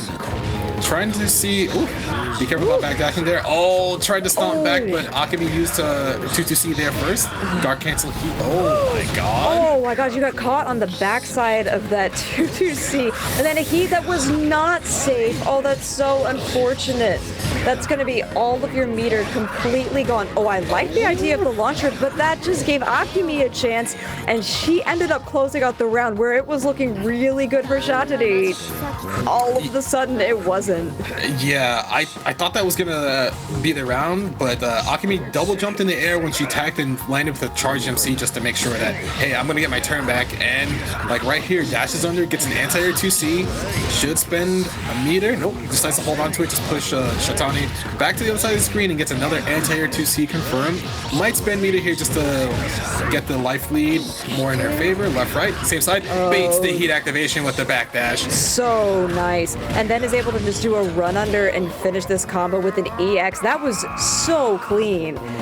So incredibly clean. And we do have to lose Shatani, which is unfortunate, but Akumi lives to fight another day. Her appropriately colored VTuber Vlav will move on in this bracket, but really good stuff from Shatani, doing an excellent job playing Vlav as well, and like we said, not the last time we're going to see any of these players, but just not today. Yes, and we'll see some more from this replay from what happened in the match. It was a 2-0. It was pretty quick if you think about it, because it was really quick. A lot of the interactions, like right there, you see Akumi willing to dash under Shatani's jump and get an anti-air 2C, and that does score a lot of damage because it's a C starter, and a lot of C starters in this game provide a lot of damage if you're not in the corner. But you see how Akumi was just willing to do the immediate arc drive there to make sure she doesn't drop anything. And this is the exchange from earlier where she got hit, double jump, charged MC, got away from the 3C launcher reset, and then closed out the round with very good awareness. And then this, in game 2, this last round, she just was constantly just running under the Shatani, getting anti-air 2C because Shatani was not landing. They were willing to press a button right away. Right. And then I believe there was a heat activation that was also baited in one instance. I think it's here. There it is. Right there. That backdash was so beautiful. Got the heat activation, and then you had the run under as well with the double EXs with all of that to just close out the round with a ton of damage. Really, really good stuff from Akumi, and I know I said it earlier, but it was nice to see her playing so solidly after such a shaky round 1 that we had from her. So it's good to see that she's going to be continuing in this bracket. But once again, really, really good stuff from Shatani. It was an excellent showing for sure. But now we're going to move on to the next part of this losers bracket, which is Sauce Boss versus Nico Nico May. Nico Nico did a very good job on that arc earlier, just being incredibly oppressive and really aggressive as well. And Sauce Boss, unfortunately, got 2-0'd, so we didn't get to really see them play that much. We got a couple of nice combos, but that was kind of it. Yeah, hopefully hopefully it's one of those things where Sauce Boss just like shakes it off. Probably went into training mode, practiced some confirms, got their hands warmed up, you know, calm themselves down to get ready for this next match, because fighting Arcoid can be a handful because you have to contend with probably one of the best characters in the game. A lot of her normals contesting the space that you want to be at. But if you're more aggressive in using your charge normals, the charge MC, charge 5C, charge 2C, you can armor through a lot of her hits if you're fast enough, and that can make a Nico second guess their approach, because they'll be like, I don't want to get hit by this charge, you know, C normal. So they'll either retreat or they'll just like be more aggressive with like an EX or a DP or something. But at the end of the day, it really does come down to how many times will they reversal and wake up, because both of these players are very aggressive when they're knocked down. That is very, very true. The other thing, too, that I think will be interesting is that Tensei on that CL had projectiles and had some really great full screen movement to counter a lot of what Koma could put out there. And Arc, although she's very good, does not have that same moveset. All right, so match is starting. Arcid versus Koma. We'll see what the opening gamut for both players are, but I assume it's just going to be, it might be passive depending on how they're feeling, but if they're also just like, yeah, I'm going to show you how nice I am, they'll be really aggressive. So both of these players are SoCal, as Kraken Atkins brought into the chat. It's a team kill. It's a SoCal team kill, and we're going to have to take this one out. All right, BC from both players. Sauce Boss already activated their Moon Drive, but gets counter hit out of the air. Full confirm from Nico. Nope, to get a drop. One skill DP to get out the corner. And you wait. Yep, there's Clash. Shield. Proper punish with the BC afterwards. We're not allowed to shield back if your Moon skill gets shielded, so that's something to keep in mind if you're trying to reverse on wake up with your Moon skills. Oh, gets his good overhead too. Oh my gosh. Oh, the knee didn't quite work. Does get a heat, but that kick! Every time it hits you upside, downside, and around the other side, and it just works so well. Sauce Boss preemptively heating there, not looking at where Nico was on the screen, and Nico was actually too far to get hit by the heat activation, so they just kind of air dashed in and punished.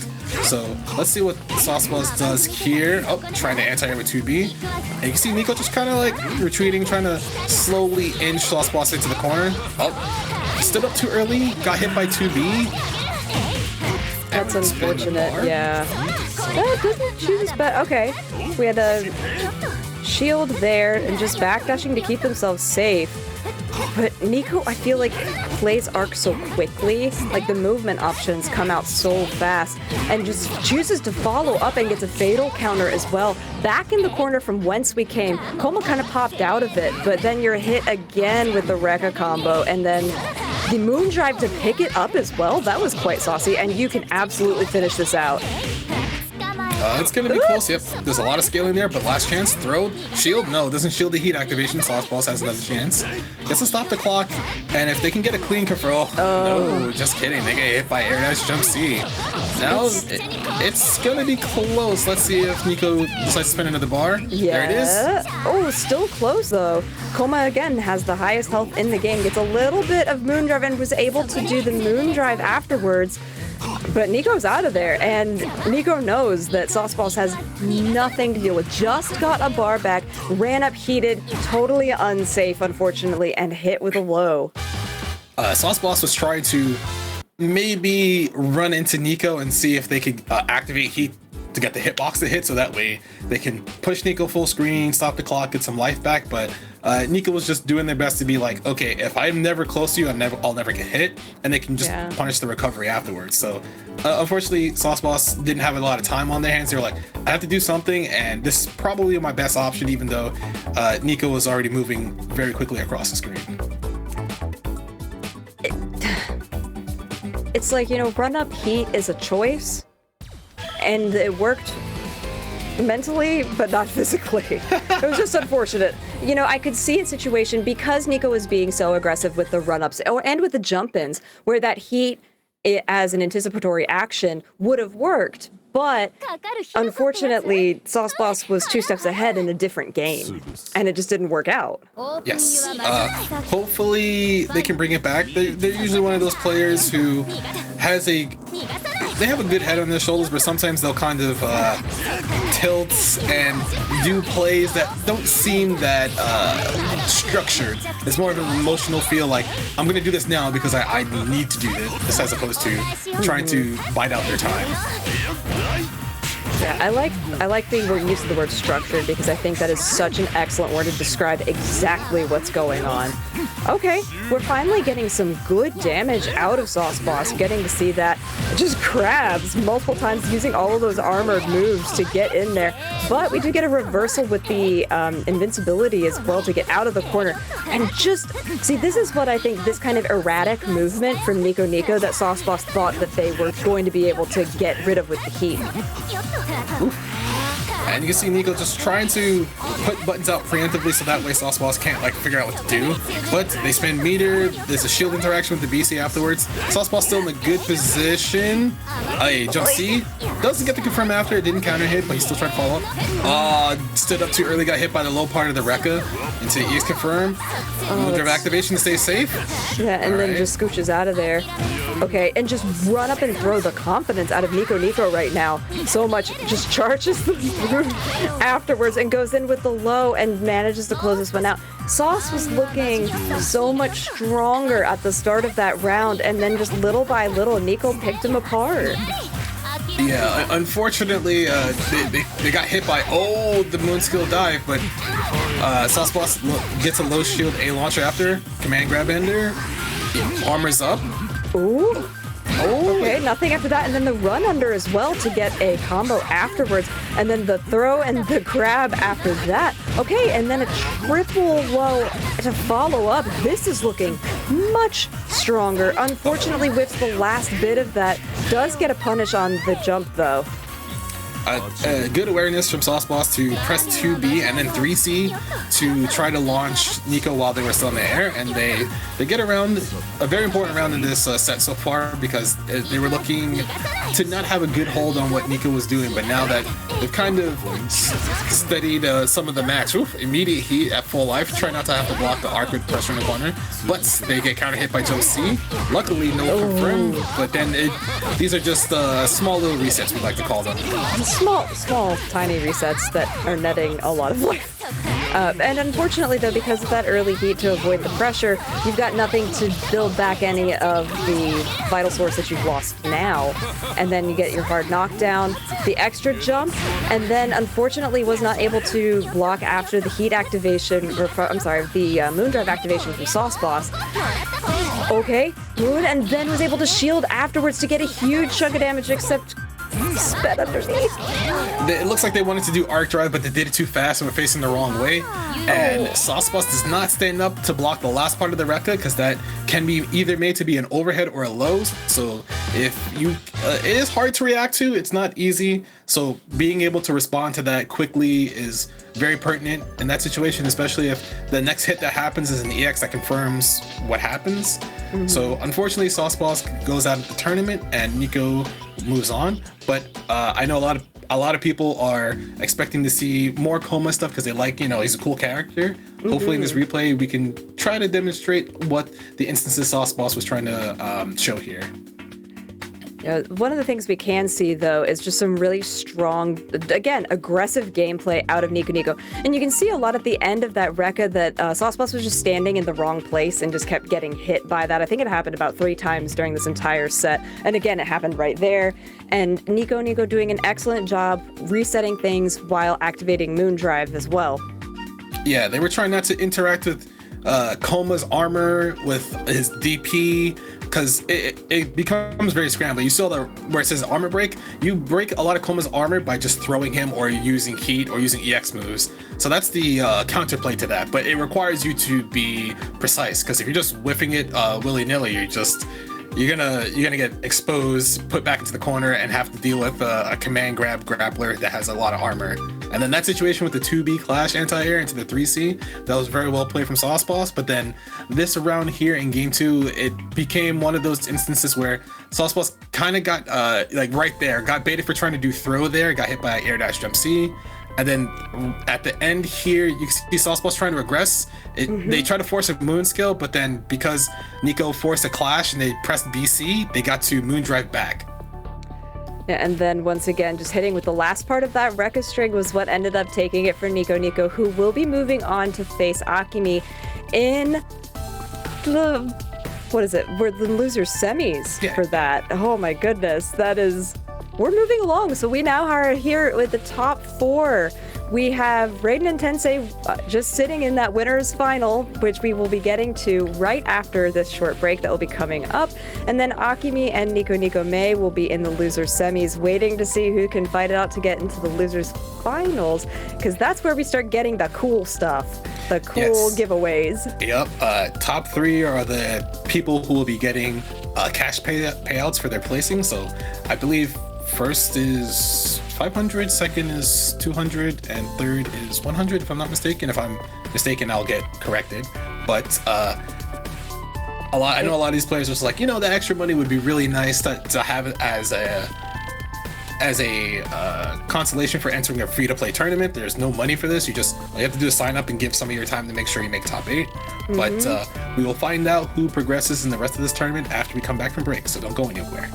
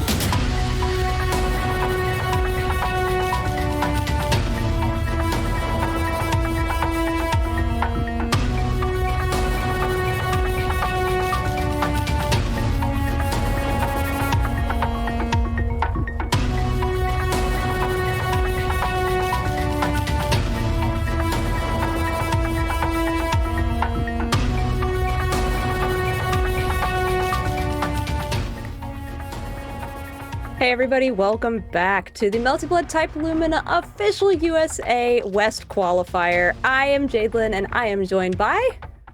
I'm Fox. What's up, everybody? Thank you for joining us this morning, afternoon, evening, wherever you are, and taking the time to watch this very nice top 8 hosted by Eliphant for us, because, you know, we can't do this without the help of some other outside production, making sure that, like, hey, get all the players together, get all these matches coordinated, figure out how much to pay them, you know, what time to get all this done. So I'm glad that they reached out to us again, like, hey, you guys want to do commentary for this the circuit? And we're just like, oh, well, of course, we'd be glad to. Yeah, I think both of us were like kind of immediate yes. Just, let's go, let's do it again. Because this has been a lot of fun. And yeah, shout outs to the team over at Eliphant, because this is the top 8 that we came after a huge set of qualifiers yesterday. I believe it was over, actually I can double check on how many. There were over 56 players who entered this tournament. So that means so far we've had over 100 players for the West and Central enter this tournament, and we still have the East left to go, and there are a lot of murderers in Melty Blood on the East Coast. Yes, the biggest proponent being Scrot the Million, who he got second place at CEO Taco, which happened this past weekend. But I know he's going to be gunning for that first place, but he'll have to contend with other strong players such as Safe, Hyde, and there's Yosoro, there's also Platts, and there's a few more in the Northeast region, or we'll just say the East Coast region, that are also strong, who haven't been to as many offline tournaments, but their online presence is still really, really strong. Yeah, I think that a lot of the online players, like the online only players, got a lot of vindication for what they did after the person who won Guilty Gear at CEO Taku. It was their first offline tournament, which was outstanding. And yes. I think it just sort of goes to show, especially with how many of these games, including Melty Blood, have rollback netcode, and how many games have so many online tournaments. You can find weekly qualifiers for a lot of different events and just weekly tournaments all around the country and world to be able to enter. Like, how much experience that can give you and how it does translate into the offline circuit situation. Yes. I know a lot of people are asking, hey, where do I go for online games? I know there's the Panic Shield Anonymous Discord. They try to run tournaments. They have a tournament series going on. I think it's going to conclude at the end of next month, but you can check with them if you can get into the PSA Discord. There's also the Start GG online series for Melty Blood as well. They also host offline at their SoCal location, excuse me. But if you can't go the offline one, you can always register online. I believe they also have a Twitter. It should be Start GG. I'm not sure if there's another extension there, but you can sign up there. They try to run Melty at least once every 2 weeks, and then you also have Impurist Club. He runs Melty Blood, I believe, every other Monday. So every 2 weeks on a Monday, he runs Melty Blood Type Lumina. There's a lot of kills there too, including the ones I mentioned earlier. So yeah, there's a lot of resources for you to be able to play online, and if you don't know where to find those, there's a lot of people in the community who are willing to help, because this is still a niche game. It's not like the most popular fighting game that we have out there today, so it gets kind of hard to find out, hey, where do I get this information? But there's a lot of people who are willing to jump out and say, hey, this is where you can go for this and that. Yeah, other online resources that I know of, a lot of them are sort of in the central region where I'm located, but Central Illinois FGC runs tournaments, not every month, but I think usually every other month. Incendium, which is based out of Canada, they have some as well. Low Kick Esports will often run some. They're based out of Chicago. So there are definitely a lot of different places where you can get. And if you're in Europe, the Wanted series is always really, really fun to be able to do. Yes, shout out to the EU crew. They're always fun to watch the matches and help commentate for. But right now, we're going to go into Tensei versus Raiden. So it's going to be Red Arcwood versus CL. Both these characters have projectiles that fight at different portions of the screen. So it's going to be really important to see how both these players, interact. This is a 2 out of 3, so you have to win 2 games before you advance. Oh, and there's the air unblockable situation, and Raiden doing their best to make sure that Tensei cannot just fly around the screen. No, you don't want to let that happen. Especially, I feel like Raiden is going to be so aware of the options that Tensei has. Goes up for just a hard grab there, and then a huge amount of damage coming up. Built up a bar, goes ahead and spends it immediately. Gets a launcher afterwards to get the hard knockdown. So much damage coming out of Raiden right now. Yes, I believe, in my opinion, I believe Raiden's one of the strongest contenders in the West Coast region. They place very high in a lot of the SoCal alternatives they have, and the teleport jump C. Tensei trying to mash 2A there, not looking to see what Raiden was doing. So Raiden looks like they're practicing this matchup, or they've studied how to fight CL, or maybe studied how to fight Tensei specifically. Oof. EX ring knockdown. So we're gonna get a meaty here. Goes empty jump below. Let's see if Tensei decides to do guard cancel heat. Nope, just jumps out the corner. And Raiden is doing a really good job constantly contesting where Tensei's trying to retreat to on the screen. Yes, that was the first time Tensei got any damage during this match, was because of that throw. Raiden doing an excellent job with this blocking right now. Not even, okay, they did get caught on the backdash afterwards, and then CL was able to go in for the follow-up, and then the shield was fatal counter thrown afterwards. But now out of the corner is Raiden, gets hit with the rings coming out. This is a big turnaround. Has the meter to spend if they choose to. They are going to, and then gets a very safe heat with the last bit of the meter. Moondrive activation, still gets hit. Not dead, but then the low afterwards, just didn't have time to recover. Raiden, a quick one on the board. And yeah, I saw it in chat. Is this a first to two? Yes, this is a first to two best of three until grand finals, which will be 3 out of 5. Yes. So a lot of players are usually used to having the first to 3 set in winners finals, but you have to adapt a lot quicker because it's first to 2. So you sometimes giving away that first game to understand what's going on might not be the best idea. Maybe you be a little bit more passive, a little more defensive, just to be like, okay, I don't want to like lose a round within the minute that we saw there. It's probably close to a minute, but Raiden looks very prepared for this. They understand, okay, Tensei's gonna try to throw these keys at certain ranges, might try to force situations with flash kick, a lot of jump ins, but Raiden's very good at containing people with red arcuate rings, with her jump B, her jump C, and then also forcing guard break situations from poor air movement. Yeah, I was checking too that this is not a SoCal kill. Nico is not from, I'm sorry, Tensei is not from SoCal, so we don't have that. But Raiden's just really doing a great job, like you said, being so prepared for every situation that we have here. And even when they did get caught a little bit in that second round after that sort of unfortunate backdash when CL was throwing the keys, they still recovered so quickly. But now, that time, Tensei getting a good round opener, something solid, and is going to get the hard knockdown after choosing to spend a little bit of meter. Tensei looking a lot better. Guard cancel heat from Raiden, just doesn't want to have to deal with the offense from Tensei anymore. Punish, yes, very good from Raiden to recognize that if CL throws those keys, she does have a lot of frames of landing recovery. Oh, Tensei tried to press the button here, gets faded by the moon skill rings. This is a good confirm for Raiden. They'll spend meter. All right, let's see what they do on this offense. Throw a ring. Yeah, I like the idea of just throwing the one ring and then just not like doing anything after that follow-up. Okay, again gets caught on a backdash, and then we have the moon activation, just trying to keep themselves safe. Shield, and then the low counter because Tensei was stuck after holding the shield. Okay, big charge comes out there though, extends that moon drive.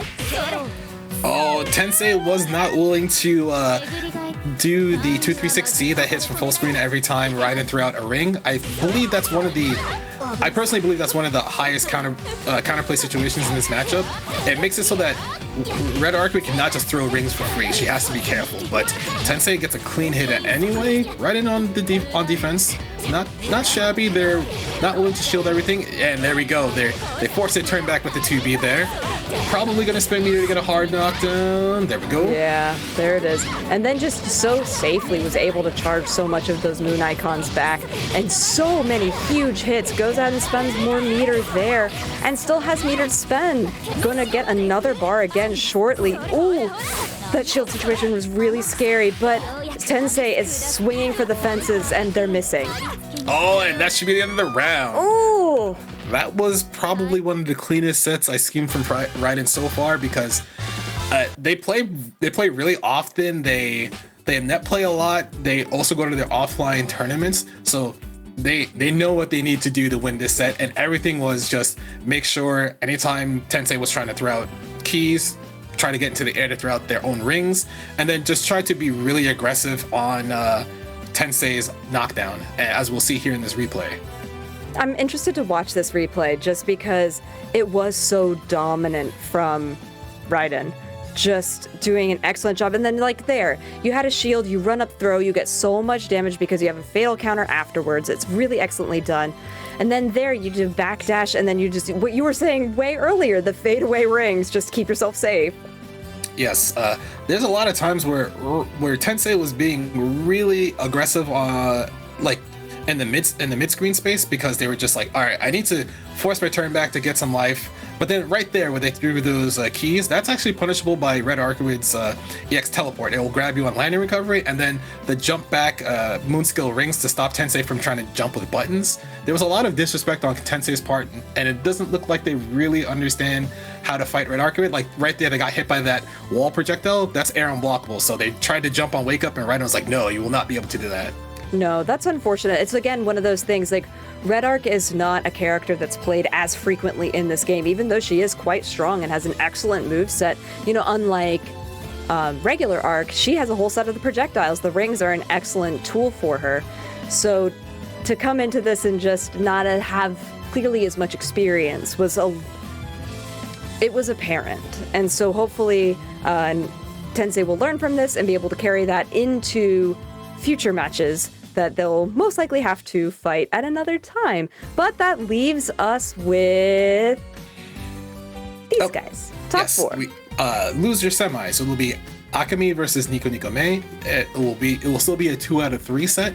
So we will have Vlad versus Arcuid, and it might be hard for Akumi, mostly because Nico playing Arcuid. Nico's really good at being able to traverse across the screen, get around a lot of situations that's harder for other characters. But since Arcuid is probably the fastest character in the game and has some of the best movement and some of the best buttons, it can be hard to get a chance to set up and throw projectiles and try to do the thing Blob wants to do, is put you in a weird space on screen where you're not sure if you're safe or not. Like even if you're full screen, you have to be like, okay, if I jump too early, I'll get hit by the stomp. But if I super jump full screen and I block a projectile, I'm gonna get hit by the EX record, which is an air unblockable situation. So it really turns into okay, how do I fight this character who can subvert that just based off speed alone? Those are all such good points that you brought up, because I've played this matchup a lot as Vlav, and sometimes you feel really good about it. You get your spacing right, you get all of your double down stomps correct, and you're like, okay, great, I've got this. And then Arc just goes full Arc mode, and she just destroys your day, and that's all you get because she's able to close things so quickly. Yes, the damage output from Arcuid with no meter is actually a lot higher in this version since she got several changes to her kit, but it's still flop. He still does a lot of damage with almost no meter, and then when he spends meter, he could just put you full screen to get his game plan started. So we will see how Nico Nico does here. Relaunch, what very a nice. launcher. Yeah, I love the decision. Yeah, that's how you can test a lot of people doing immediate BC after your shield. Oh, that was really nice. The way that you used the upward projectile and then caught with a floor stomp. Just re-jump afterwards. Just trying to stop something, shielded it just in case, and then hit with the JB. Very clean from Akumi. Yes, it looks like she's also practiced in this matchup, understanding, hey, I need to make sure Arcuid doesn't get in like that. Clean jump C from Nico Nico, drops the combo, Moondrive to stay safe. Both players pressing buttons afterwards. No confirm after the rising jump A. Back to safe space for Akumi. She's at a life deficit, but yeah, at least she's not getting hit like that. Right. Yeah, I like the run up grab. That's definitely a choice that she can make. And I do like too, that's the second time we've seen from a distance after Nico has shielded that Akumi shields too. Again, right there. That's another time she did it. And then was able to block the JC coming out of Nico and then grabs again. It's a good tool. Alright, so Nico, doesn't, again, using a moon skill and getting shielded means you can't retaliate after, but Nico's trying their best to stay in. This might be the end of the round provided Akumi hits this confirm with arc drive, and there it is. Yeah. Woo. Really, really strong game from Akumi. It definitely does look like she's practiced in this particular matchup because she wasn't doing any of the things that Arc needed to get in. There was one moment where Nico Nico was sort of able to get in. It was at the beginning of the second round, was able to close the gap and get some good damage in. And then Akumi was like, but I am love. And then using when they both countered each other and fell on the ground, just took the time and sped away. Like she was in a getaway car. It was just like, this is my optimal spacing and that's where I will be. Yes. Sometimes when you fight Arcoids, they're really quick to just run back into the space to contest you constantly, especially if there's a situation you're not familiar with. So it's in your best benefit to stay calm and not try to swing too quickly, because if you press the button at the wrong time, she'll just counter hit you and do a lot of damage. But Akumi is like, forget all that. I'm going to do round start Rekka, and already scores 4,000 damage on the board. Back to full screen, making sure Nico has to be careful. Oh! Yep, that's one of the big changes. Low shield gets crushed by charged mids, so you have to be careful, but a small reset there. Akumi also doesn't spend meter. No, and then again, the same thing you just said. So, low shield now gets crushed by charged mids, and then they were like, really, does it? Let me try it again. Yeah, it's like one of those things, you touch the stove and you're like, is the stove actually hot? Maybe I was imagining it. It's like, no, the stove is hot. I'll never do that again. But, you know, sometimes you need to make sure you understand what's going on. Yep, Moondrive activation getting thrown. That's another one of the changes. Moondrive activation is not throw invincible anymore like it used to be.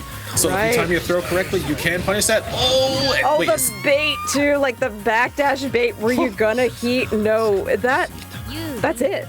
Akumi moves on.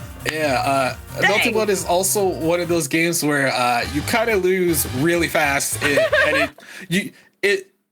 it's a game where if the other player is really strong, it shows immediately because they understand how to respond to a lot of situations. Their combos are a lot more optimal and nuanced, so they know how to spend meter, they know where to put you on the screen, they know how to be safe.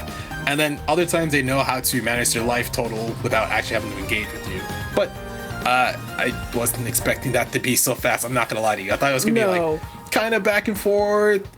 Fighting Arcoid's kind of hard. She's fast, but Akumi is like, yeah. Just forget all that. Get me to losers finals. Yeah, I was laughing a little bit because one of our players from the Central Qualifier is in our Melty Blood chat right now, just being like, Akumi mode, which is cracking me up.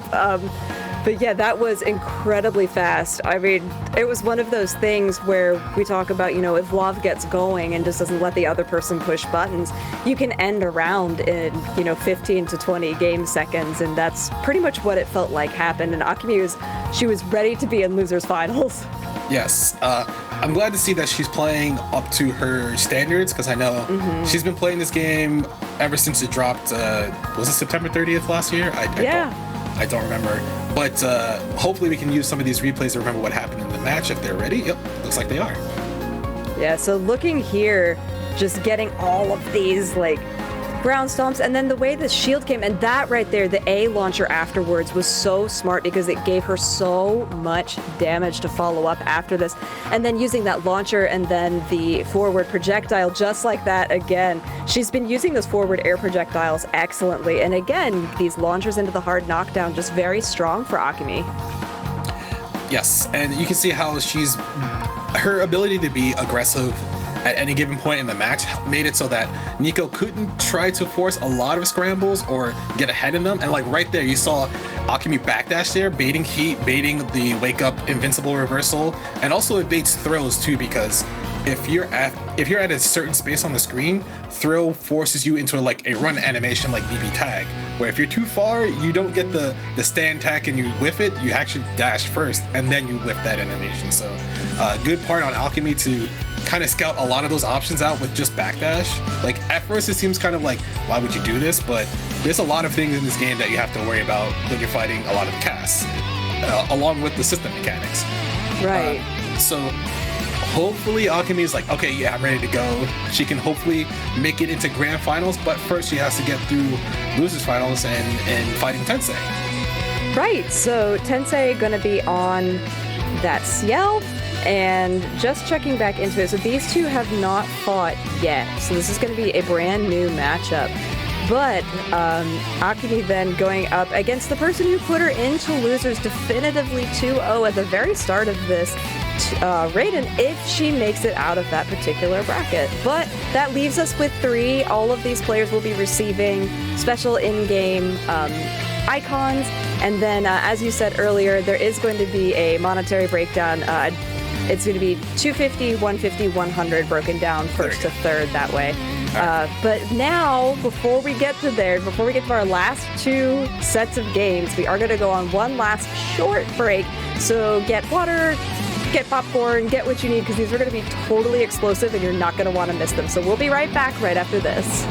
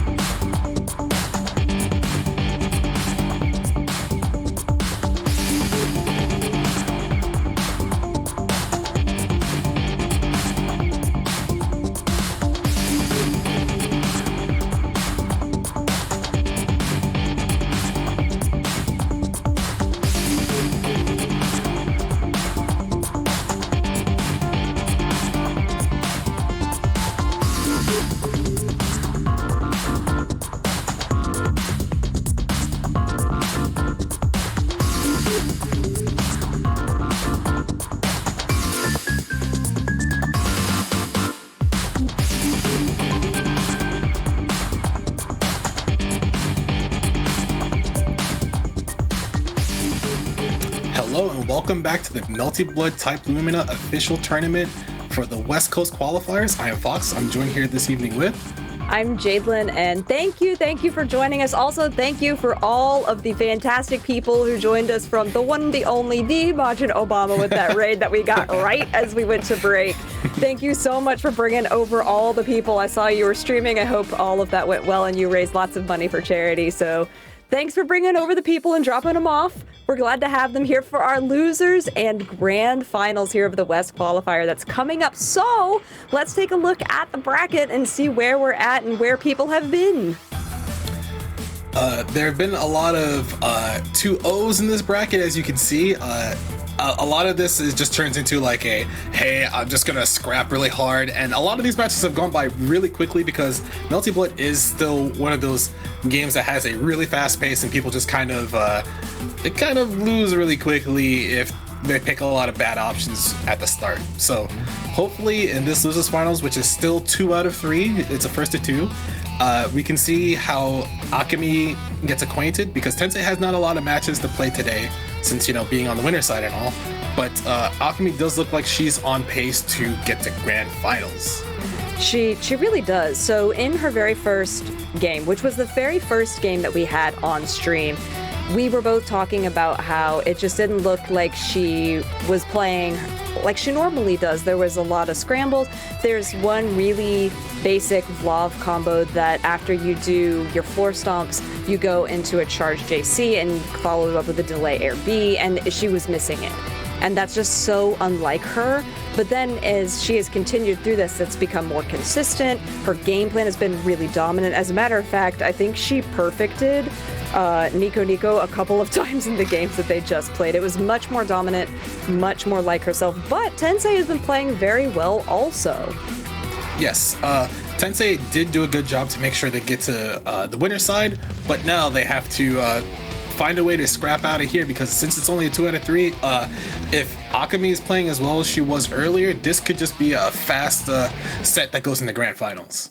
It could be so fast. Like, part of me wants to time it, but the other part of me is afraid that if I set a timer, I'm going to miss the entire match. Because she's been playing out of her mind these past couple of games. So we're going to get into it. They just walked at each other. Assert dominance. I love that. All right, so Akumi doing her best. Oh, trying to avoid any CL shenanigans. But Tensei trying to be aggressive to make sure Vlav can't get set up. But Akumi, she gets a clean jump B starter. And there it is, that particular combo that I was highlighting earlier that she's been doing so well with, was able to get a little bit of Moon Icon back during that charge as well. The backdash, she just jumps over it and then shields. Oh, get a fatal counter in the air from Tensei though. This could be a start of something good for them. Yeah, go ahead, get a launcher, spends the bar, gets back on the ground for the hard knockdown, and now Akumi is stuck in the corner. Oh, manages to jump out, yep, with good movement, backdashes away from that charge normal. And you can see Akumi kind of waiting, she doesn't want to overcommit. Oh, gets a clean counter hit jump C. Might spend meter to push Tensei all the way back. Yep, there we go, dash of 3C.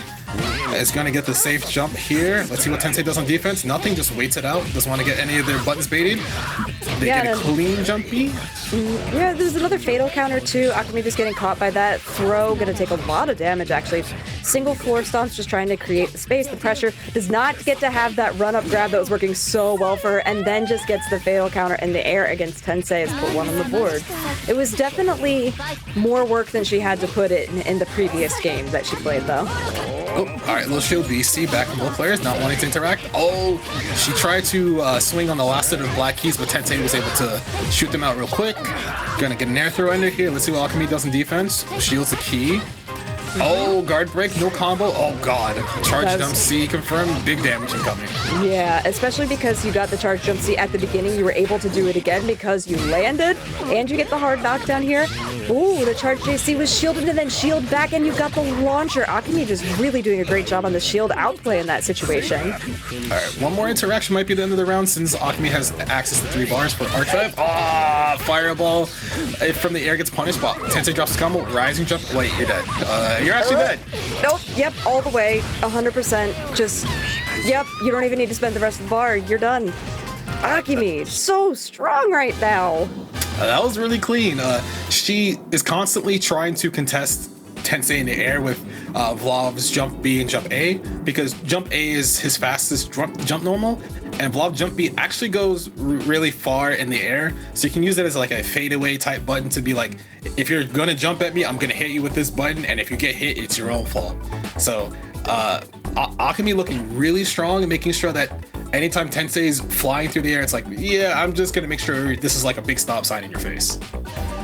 I mean, it is. It's a gigantic stop sign. That's all that it is. And the thing that's always really terrifying to me, even though fire in Vlov did get a little bit buffed in this it did not? Or no, it did. It got a little bit, but there was a lot of people are still much more comfortable in ice because the projectiles are so much bigger. Ooh. All right, Tensei decided to activate Moondrive there because they lift keys, so they just wanted to stay safe. Good jump, double jump away from Akumi. So now she's in a good position provided she doesn't get hit by any move skills from Tensei while he has. Oh! All right, he confirms the fireball with Moondrive. Is going to get a lot of meter. Oh, nice route, very good. That was an impressive routing. I really like the way that she made that work with the floor stomp. Oh, and then the low too. Oh, I hate to see it. Yeah, you cannot. Oh my. Well, Akumi doing everything right, punishing the landing recovery with 3C. Oh, that's it. This round's over. Oh yeah. And like I was saying earlier. Oh, go ahead. Sorry. No, I was just thinking. The thing that I was thinking about is that they changed some of the fire routing so that it was more consistent with the ice routing, so that you could do more things together. Like there were just routes that you couldn't do, and Akumi just doing such a great job here. Another strong opener. And once again, Tensei trying to shield to take a hold of the round, and Akumi just willing to be patient to wait to see what Tensei does on defense. And a lot of it's just shield the keys. A lot of it is just Tensei willing to just shield in these spots that they think they can force another guest out of Akumi, and she's just not willing to have any of it. But she gets hit by dash up 5A, double sinker combo, might spend some meter. Yep, chooses to, hard knockdown. The overhead doesn't connect after that, but Akumi doing a good job just blocking, does get the counter hit, and dead. Then, oh man, you're dead. That's, my friends, we're moving on to grand finals. You love to see the fast 2-0 in losers finals, because honestly, a lot of situations that we hopefully can see in the replay, they come up really fast, and counter hit in this game matters a lot because it adds so much damage and so much hit stun, like you see there with the air dash jump C. On this confirm alone does close to 4,000 damage, and that's almost a fourth of your life bar if you're not a third of your life bar if you're not ready. It was such clean gameplay, and like you pointed out, that routing that she had, I believe it was in the first round of the second game, was spectacular. Just the way that she's using her air dashes and then resetting things as well with these upward projectiles into the stomps, just excellently done. They extend the combos, and she's getting close to 4K every touch.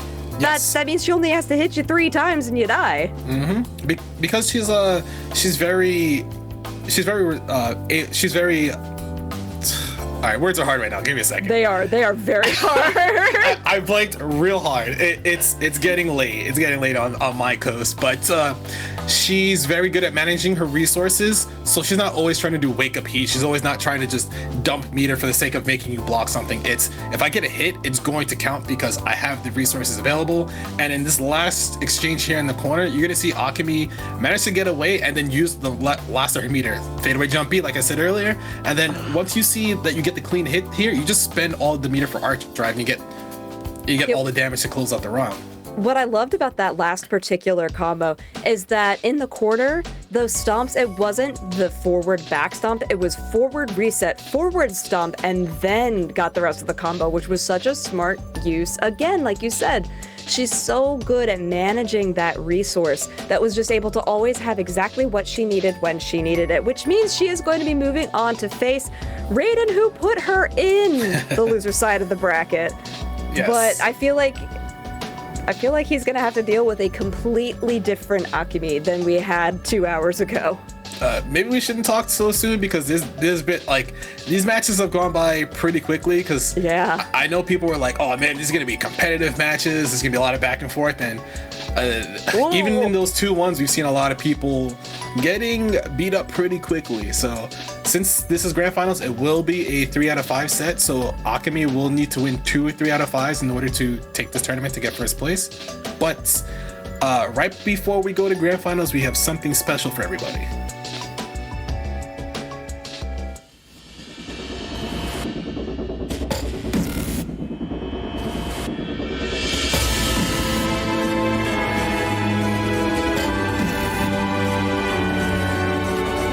My goodness. No. Round's not over.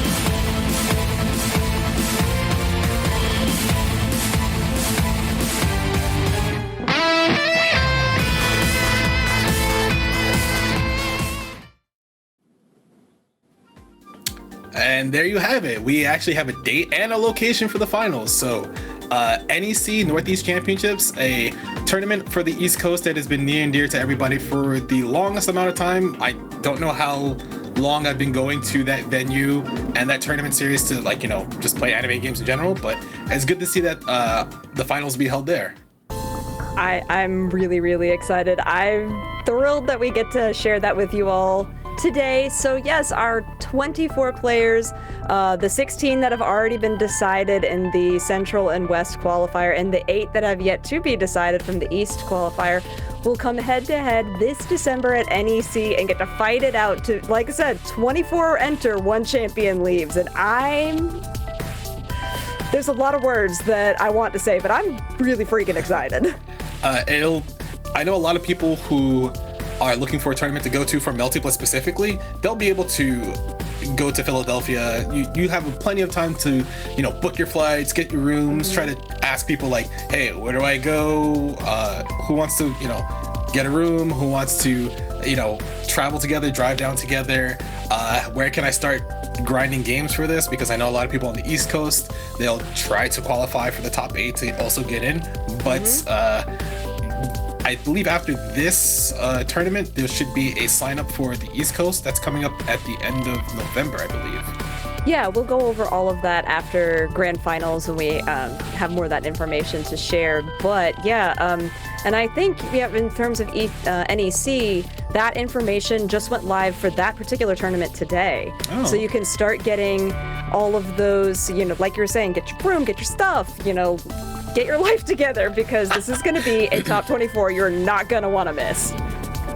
I mean, even if you don't really have your life together, you can still show up and try to, like, you know, put the pieces into the, like, you know, the cutout table. Like, right. All right, I've set this aside over here. I've set this aside over here, and like, I'll come back to it in 2 weeks. I got this. It's fine. It's no problem. You know. Oh boy, yay! So yay, that's really exciting, you guys, and I'm glad that you guys were so excited too. Like, the finals date, it's here. So spread the news, spread the word, because that is definitely going to be something you're not going to want to miss. It's also going to be streamed here on this channel over the course of those couple of days. So be sure to, you know, follow so that when it goes live again, you can tune in. Yes. Once again, many thanks to Eliphant, getting all the production together, trying to figure out where they should hold the finals, and they got a pretty good location, if I do say so myself. NEC has always been in, I believe, that portion of December, so a lot of people can show up like right before Christmas time. The flights won't be too expensive, hopefully, so, you know, you can figure out how to travel and get through. But now we will start with our grand finals. It seems the players are ready. Yep. I heard them all coming into the lobby, so looks like they are ready to get started pretty shortly here. So this is going to be grand finals for the West Coast qualifier between Akumi and Raiden. Raiden coming in from the winner's half of this. Akumi will have to reset the bracket, and this is 3 out of 5. Yes, correct.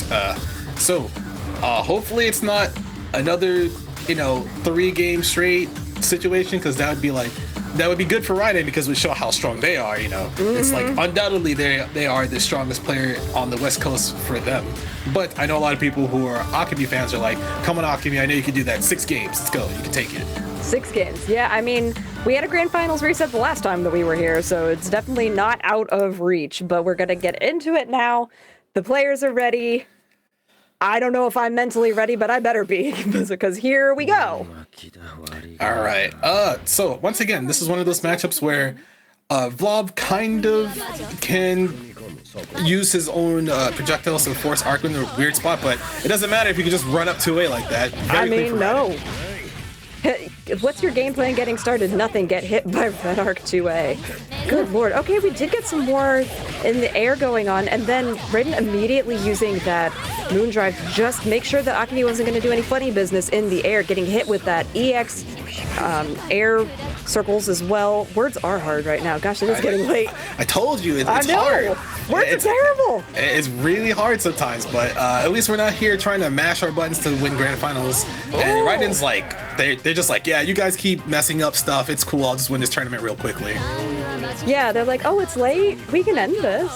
We can end this right now. I mean, please, I would like to see more Melty Blood, but good lord, the gameplay out of Raiden right now is so clean. It's so concise. Like, how do you just have all of it? It's like he's reading one book and Akumi's in a different library.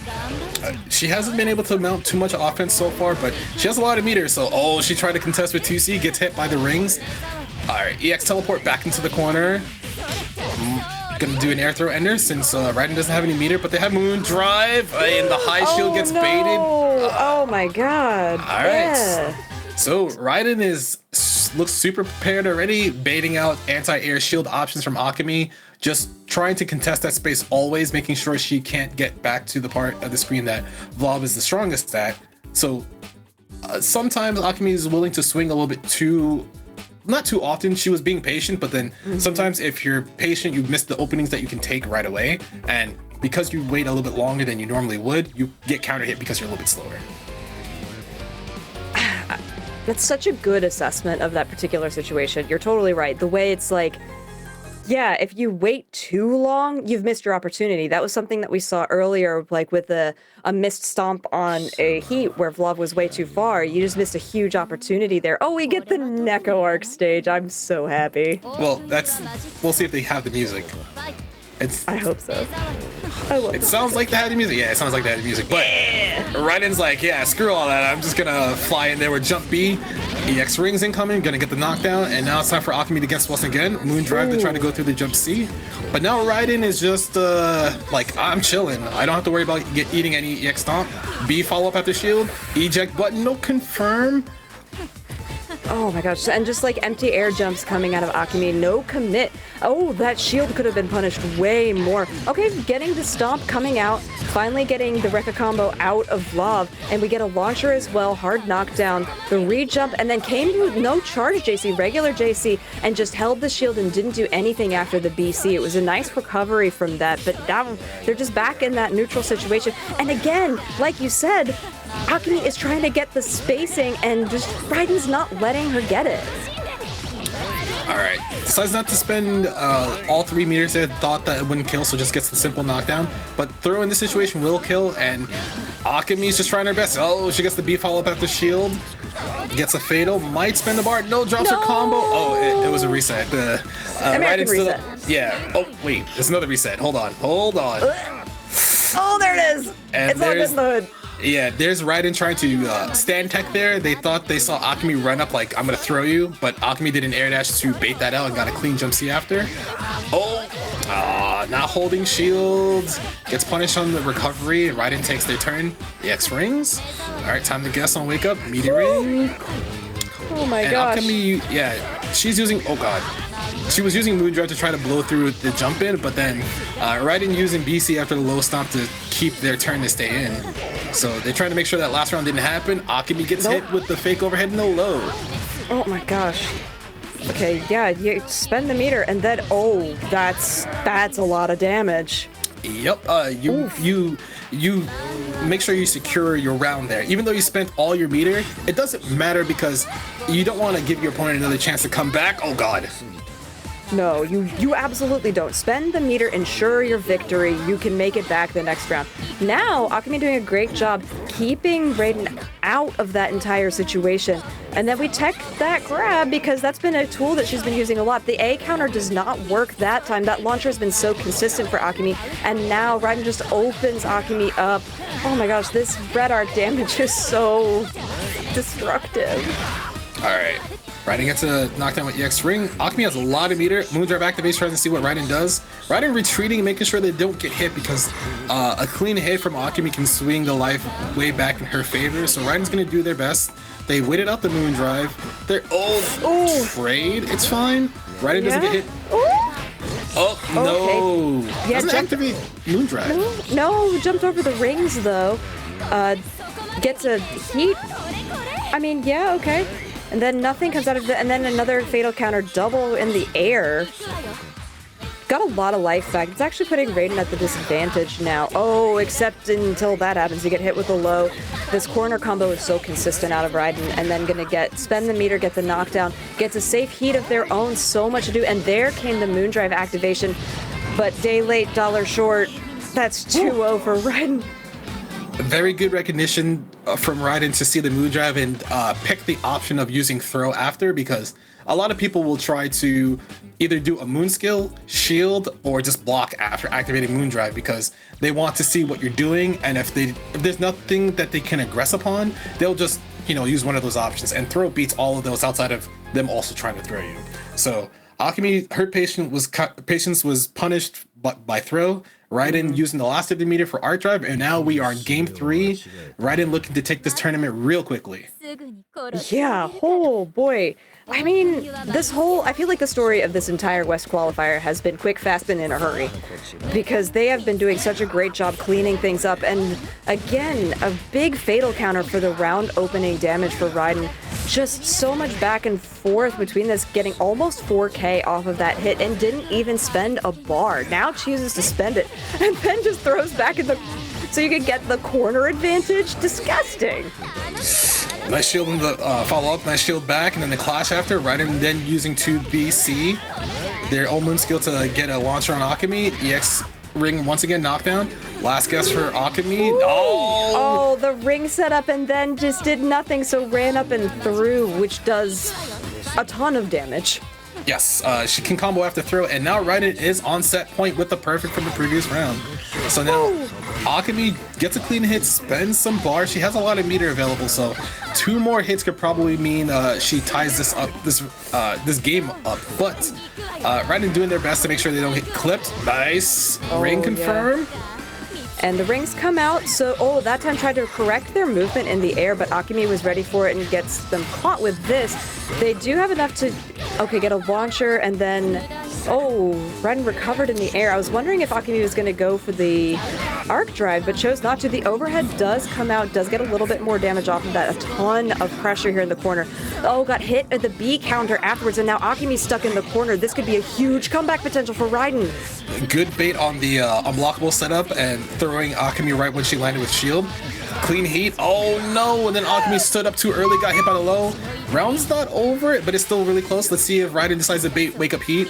Akumi's probably gonna try to guard cancel. No, jumps out of the corner really clean. And the landing recovery gets punished. What a way to go. I understand the intention, but in practice, it was no good. That is going to be the grand finals. Raiden taking it a clean 3-0 with Red Arc for the West qualifier, followed by Akumi, followed by Tensei in second and third, respectively. Yes, they will be taking home some of the prize money, but everybody else who is in this tournament for this top 8, they qualify for the finals in December. So everybody else, they still have a chance to win the final pot of the tournament. But I know a lot of people are probably not happy with their performances, but I know Raiden has to be the most happy because I've seen them grinding net play, playing in their locals, making sure they're as strong as possible to understand how to beat everybody, and they've done that today. They did a really, really spectacular job. I also really like the picture that they submitted, just of that fabulous hair. Because when you see Raiden at tournaments, it's just like, man, That's some beautiful hair. But yeah, that's the way the bracket stands right now. We did have a lot of 2-0s today, but a lot of strong gameplay that we did get to see. So thank you to all of the over 50 players from the West region who did enter, because that means, like I said earlier, so far we've had over 100 people for the West and Central regions enter this tournament, and we still have East left to go. I know Scott Vermillion is in chat talking it up, very excited about that. So looking forward to seeing them fight it out for the final qualifier before our now announced in-person grand finals. Yes. So all those people on the East Coast were like, when is our time to play? It'll be soon. So make sure you go to the link provided by Eliphant on their Twitter, or if it's in chat, you'll be able to click on it so you can start to register when that pops up. But make sure you do so, because there is a cutoff limit. You don't want to be straggling around, wait for the last day, and then all of a sudden you can't enter. But right. I know a lot of people are on the East Coast who play pretty heavily, so for everyone at home, make sure you you get ready for the tournament, probably do some studying, figure out what characters you're not good at fighting, what combos you need to do, and so on. But hopefully East Coast provides the most entertainment we'll see so far. Yeah, and there in chat we see registration is going to open on October 17th. And you can see Mike Ross has put it into the chat, bit.ly/MeltyUSA3. And that is going to be where you can sign up if you're on the East Coast for the third qualifier for Melty Blood, the official USA tournament. Yes. I want to say thank you once again to Eliphant and the crew for, spending the time to get all this organized, get the players ready, get us ready, have all the information provided for everybody to put this nice show on. And honestly, without them, we wouldn't have this very nice, official tournament, because sometimes a lot of people are just like, where's the tournament for this game, and where's the tournament for this game? And we're lucky enough to get this at this time of day, because honestly I didn't think we would get one, but when it got announced, it was one of those things where it's just like, all right, now's your chance to show that everybody's ready to play for their region. Yeah, it makes it cool too, especially because you get these online qualifiers, and then which region is the best, you're going to find out, because all 24 players are going to get to compete in person and really actually get to fight it out. You can have all the regional battles you want in person, live on twitch.tv/Mike Ross. Yes, I know a lot of people are going to be expecting good players to show up and tout their best stuff, but we're gonna go back to look at these replays to see how Raiden won this tournament. They played really well today, because I saw that they played yesterday, but a lot of their performance was basically structured off of making sure that they contested people in the air constantly, made sure that if they were full screen there was something to worry about with rings, and then a lot of their combos were very clean and able to scout out the opponent's defensive options. It's nice watching these replays again too, where you can really see in action how clean Raiden's gameplay was. The side switch, the run unders, every time that Akumi was up in the air, they were just really able to do such a good job locking down their opponent, and then they get these throws, and they mixed up their wake up so many times. Was it just a jump back? Was it a ring? And that the one time where it was the run up ring and then throw, that was the grossest one of them all. Yes, in that situation, you're expecting the ring to hit you, but if it's timed in such a way to whiff, you're not ready to notice that it hasn't hit you, so you get hit by throw, and you're not looking for that option either. So Raiden did a really good job to vary their offense. Sometimes their defensive habits got them in trouble, but their overall playstyle was very adept at fighting Akumi. And even though Akumi didn't win the tournament today, they still had a very good showing. They're one of the players that a lot of people have not really known, even though I know Chad is big Akumi fans. Hopefully when they go to NEC this year, they can get a lot of practice against various strong players from not in their region. Finishing this one out, I love how many times they were like same idea, counter, and then they just both dropped to the ground. We got to see a lot more of Akumi's ice gameplay, which I really enjoyed. Unfortunately, it was just because she was being beaten up a whole lot. And then you would get these finished out here with these arc dry finish. That was the one that was like, yeah, close it out, make sure you spend your meter. And then is this the one with the ring set up on Wake Up, where it was the ring? Yeah, the ring run up grab. That was so good. Yes. as you can see, even though Raiden was at a deficit, they still managed to make sure that they weren't using their resources, you know, without rationale. They were making sure they maintain life leads, use Moondrive to stay safe, use the projectiles to make sure Akumi can't just throw out stomps or fireballs at will. There was always something, like I said earlier, contesting them. And they did very good to make sure anytime they shielded, it was either to neutralize the situation or to just outright win that scramble. It was excellent gameplay. It was really good gameplay from all of our players here today, but honestly, Raiden showed up, took names, left, and Yes. you know, came in first with dominant and very clean gameplay, and it was great to be able to see that. That is going to do it here for us and the entire team over at Elephant. Any last things that you want to say before we sign off? Make sure to follow us at our respective social medias below. You can see our Twitters. Our Twitters will also link to our either YouTubes or Twitches, so make sure you do that. We will be making sure to spend the next upcoming amount of months to prepare for the East Coast qualifier.